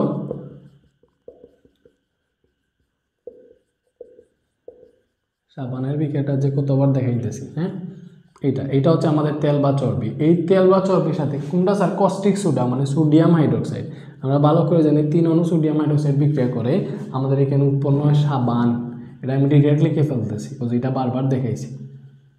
এটা হচ্ছে সাবান। আর হচ্ছে এখানে আমাদের উৎপন্ন হয় গ্লিসারল, CH2OH CHOH CH2OH। এই বিক্রিয়াটা আগে বুঝাই দিছি না? তাহলে এটা হচ্ছে X, এটা হচ্ছে আমাদের সাবান। তাহলে এখানে সাবানের কথা বলছে। এই সাবান বেচারার ক্রিয়া কৌশল। তো সাবান কিভাবে কাজ করে এটা তো কতবার দেখেছি, এটা দেখাবো না। এটা ক্রিয়া কৌশল তুমি ঠিক মতো ব্যাখ্যা করবা। দেন এটা পরিবেশের জন্য ক্ষতিকর। কেন স্যার পরিবেশের জন্য ক্ষতিকর? সাবান কি করে? সাবান থেকে হচ্ছে ফেনাটেনা উৎপন্ন হয়। সো এইগুলার জন্য কি হয় স্যার বলো? এইগুলার জন্য তোমার হচ্ছে সাবান যখন ফেনাটেনা এগুলা তুমি কাপড় ধুইবা, ফেনাটেনা এইগুলা তোমার হচ্ছে পুকুরের পানিতে বা জলাশয়ে যাবে, তখন এইটা তোমার পুকুরের পানি থেকে অক্সিজেনের সাথে বিক্রিয়া করবে। সো অক্সিজেনের পরিমাণ কমাই দিবে। অক্সিজেনের পরিমাণ ওরা হচ্ছে কমাই দিবে। সো অক্সিজেনের পরিমাণ কমে গেলে তোমার হচ্ছে তখন পানির মধ্যে যে জলজ প্রাণীগুলো আছে ওইগুলো অক্সিজেনের অভাবে মারা যাবে। প্লাস আরও দূষণ আছে। সুন্দরভাবে অতিরিক্ত সাবান ব্যবহার করলে কি ক্ষতি হবে এটা লিখে দিও। ঠিক আছে, এটাই শেষ। এটা আর কোনো কিছু না। এখন শুধু আমি জাস্ট দেখবার বলে দিব। এই যে ডিটারজেন্ট প্রস্তুতিটা দেখানো উচিত লরাইল অ্যালকোহলের আবার।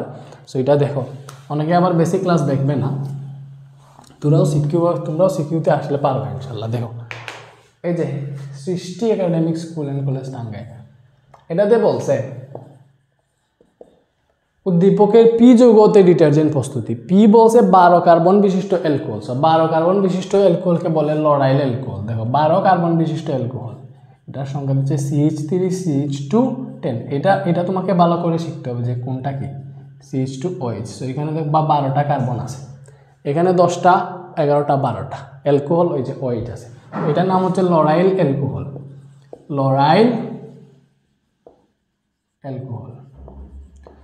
এই যে লরাইল অ্যালকোহল আছে না, এই লরাইল অ্যালকোহল থেকে আমরা কি প্রস্তুত করব? ডিটারজেন্ট। সো এটার জন্য তুমি এটাকে সালফিউরিক অ্যাসিডের সাথে বিক্রিয়া করে রাখবা। কার সাথে? সালফিউরিক অ্যাসিডের সাথে। এবার একটা জিনিস বুঝাই, এই যে সালফিউরিক অ্যাসিডটা আছে না, এটাই ভাবে ভাঙে HO প্লাস হচ্ছে SO3H। এটাকে হচ্ছে এইভাবে ভাঙা যায়। এটা হচ্ছে অ্যালকোহল টাইপ, আর এটা হচ্ছে SO3H। HO SO3H। এখানে দেখো H দুইটা আছে, O চারটা আছে, সালফার একটা আছে। H দুইটা, O চারটা, সালফার একটা, সব ঠিকঠাক আছে। ঠিক আছে না? এইভাবে ভাঙা যায়। সো এই SO3H যেটা আছে, এখানের OH-টা সরে গিয়ে, এখানের OH সরে না, এখানের H-টা সরে গিয়ে, H-টা সরে গিয়ে এখানে SO3H এড হবে। দেখবা সব ঠিকঠাক আছে। দেখো এই বিক্রিয়াটা এরকম, CH3 CH2 10, পরে হচ্ছে CH2O আছে, এই H-টা সরে গিয়ে এখানে এই SO3H যেটা আছে এটা এড হবে হয়েছে। আর এই HO আর এখান থেকে যে H সরছে ওইটা মিলে হচ্ছে পানি উৎপন্ন করে। বুঝতে পারছো? ঠিক আছে, এটা আমরা কোনটা করতেছি? এটা হচ্ছে আমরা সৃষ্টি একাডেমিক স্কুল অ্যান্ড কলেজ।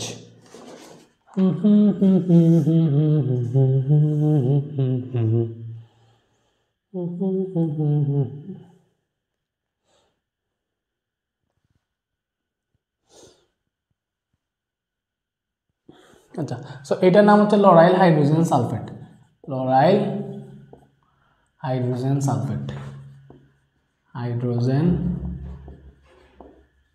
আচ্ছা, এই যে যেটা উৎপন্ন করছে দেখো এইটা, সো এইটার সাথে এইটা CH3 CH2 10 bond CH2O SO3H, এটার সাথে এবার যা সোডিয়াম হাইড্রোক্সাইড বিক্রিয়া করো, তোমার হচ্ছে ডিটারজেন্টটা প্রস্তুতি হয়ে যাবে। সো কী হবে? সোডিয়াম হাইড্রোক্সাইড বিক্রিয়া করাইলে এই H-টা সরে গিয়ে এখানে যে সোডিয়ামটা এড হবে। দেখো সব আমি এতটুকু পর্যন্ত সেম লিখবো, CH3 CH2 10 CH2, পরে হচ্ছে আমাদের O, পরে SO3 এতটুকু সব ঠিকঠাক আছে। এই H-টা সরে গিয়ে এখানে সোডিয়াম এড হয়েছে, প্লাস এই যে H-টা সরছে এইটা আর এই OH মিলে উৎপন্ন করছে আমাদের পানি। সো এই যেটা উৎপন্ন হয়েছে এটাই হচ্ছে আমাদের ডিটারজেন্ট। এটার নাম হচ্ছে সোডিয়াম লরাইল হাইড্রোজেন সালফেট। এটা না, এটা না রে, এটাই তো ঠিক আছে। সোডিয়াম লোরাইল সালফোনেট লিখলেই হয়ে যায়। So sodium lauryl sulfonate, sodium lauryl sulfonate. So sodium lauryl sulfonate এইটাই হচ্ছে আমাদের সেই কাঙ্ক্ষিত ডিটারজেন্ট। এইটাই হচ্ছে ডিটারজেন্ট। সো ডিটারজেন্ট প্রস্তুতিটা দেখছি না? ঠিক আছে। আচ্ছা, আর যৌগতে উদ্ভিদের পুষ্টি উপাদান পাওয়া যায় বিশ্লেষণ করো। 17 আণবিক ভর বিশিষ্ট NOH এর সমন্বয়ে গঠিত যৌগ। এই আরটা হচ্ছে তুমি ইউরিয়া দেখবে একটু, NH2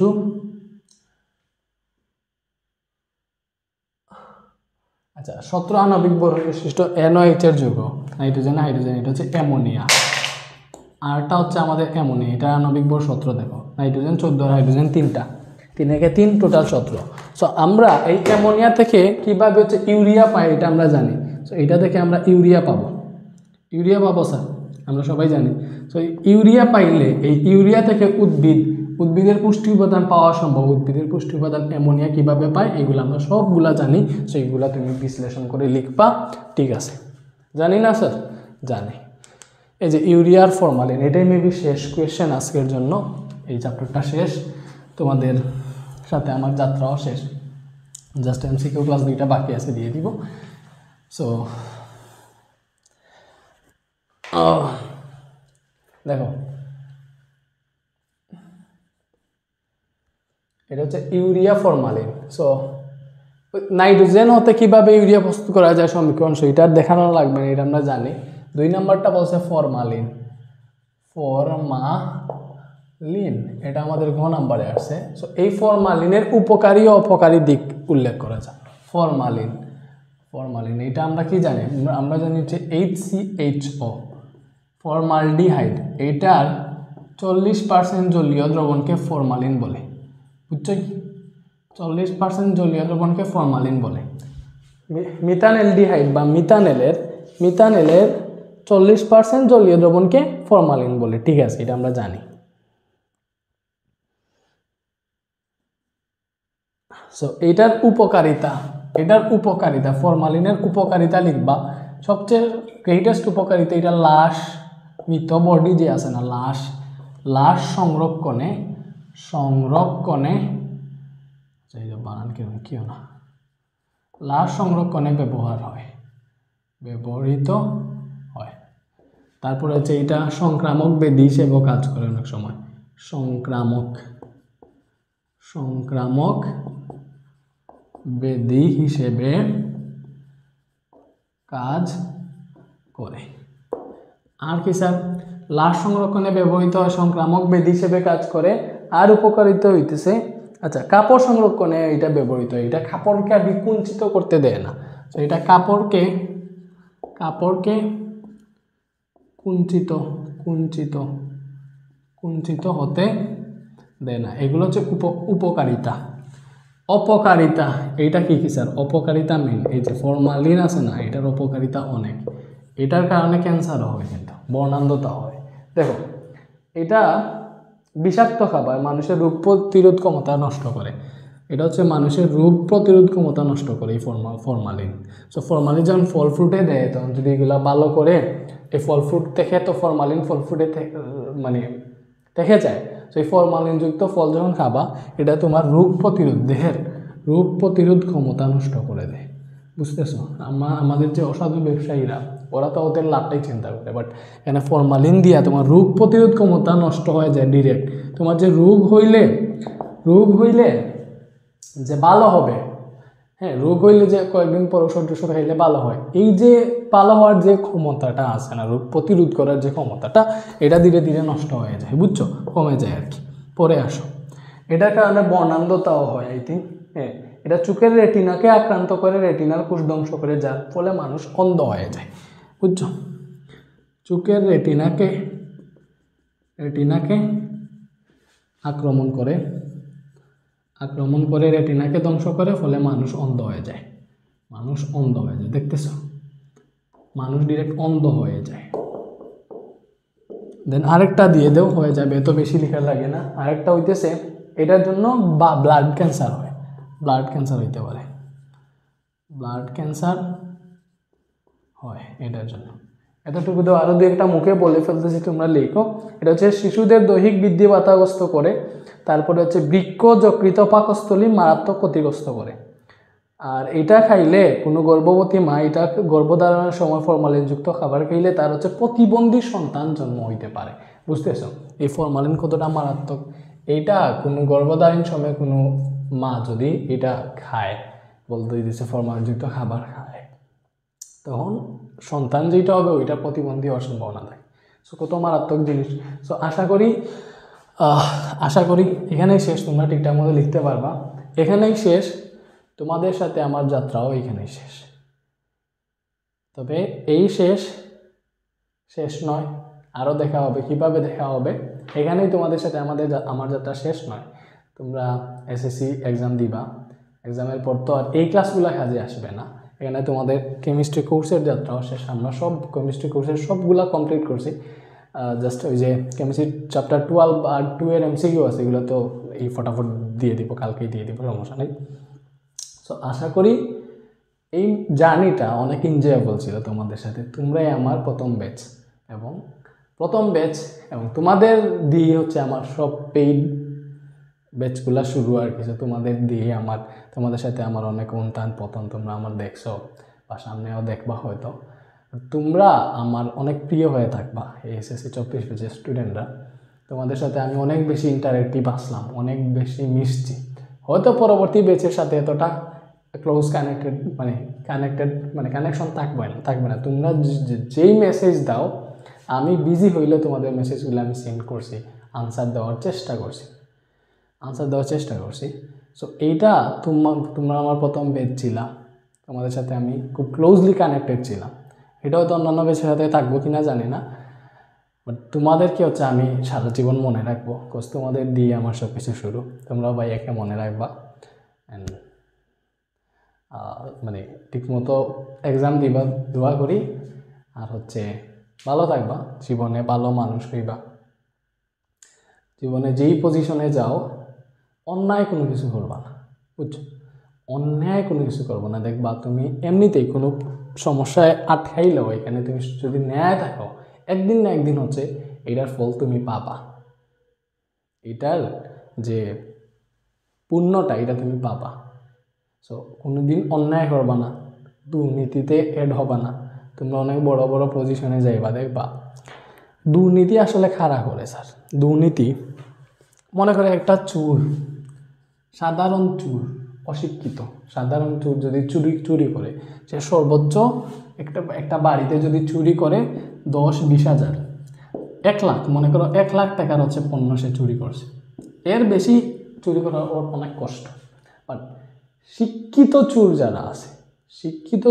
যারা আছে ওরা হচ্ছে নিমিষের মধ্যে কয়েক হাজার কোটি টাকা, শিক্ষিত চোর যারা আছে এরা কয়েক হাজার কোটি টাকা হচ্ছে লুট করে ফেলে, চুরি করে ফেলে। বাট অশিক্ষিত চোর যারা হচ্ছে সাধারণ চোর, যাদেরকে আমরা চোর বলি, হ্যাঁ, ওরা একটা বাড়িতেই চুরি করুক বা যেখানেই করুক, এই 10-20 হাজার, 1 লাখ, এর বেশি তো করতে পারবে না। আর এই চোরকে ধরলেই হচ্ছে, আমরা এই চোরকে ধরার পিছনে হচ্ছে সব সময়গুলো দেয় যে এই চোরকে কীভাবে ধরবো, এটাই সমাজে খারাপ ব্যক্তি, এটা চোর, এটা ভালো না। বাট এক্স্যাক্টলি চোরকে কে এক্স্যাক্টলি চোরকে তুমি চিন্তা করো।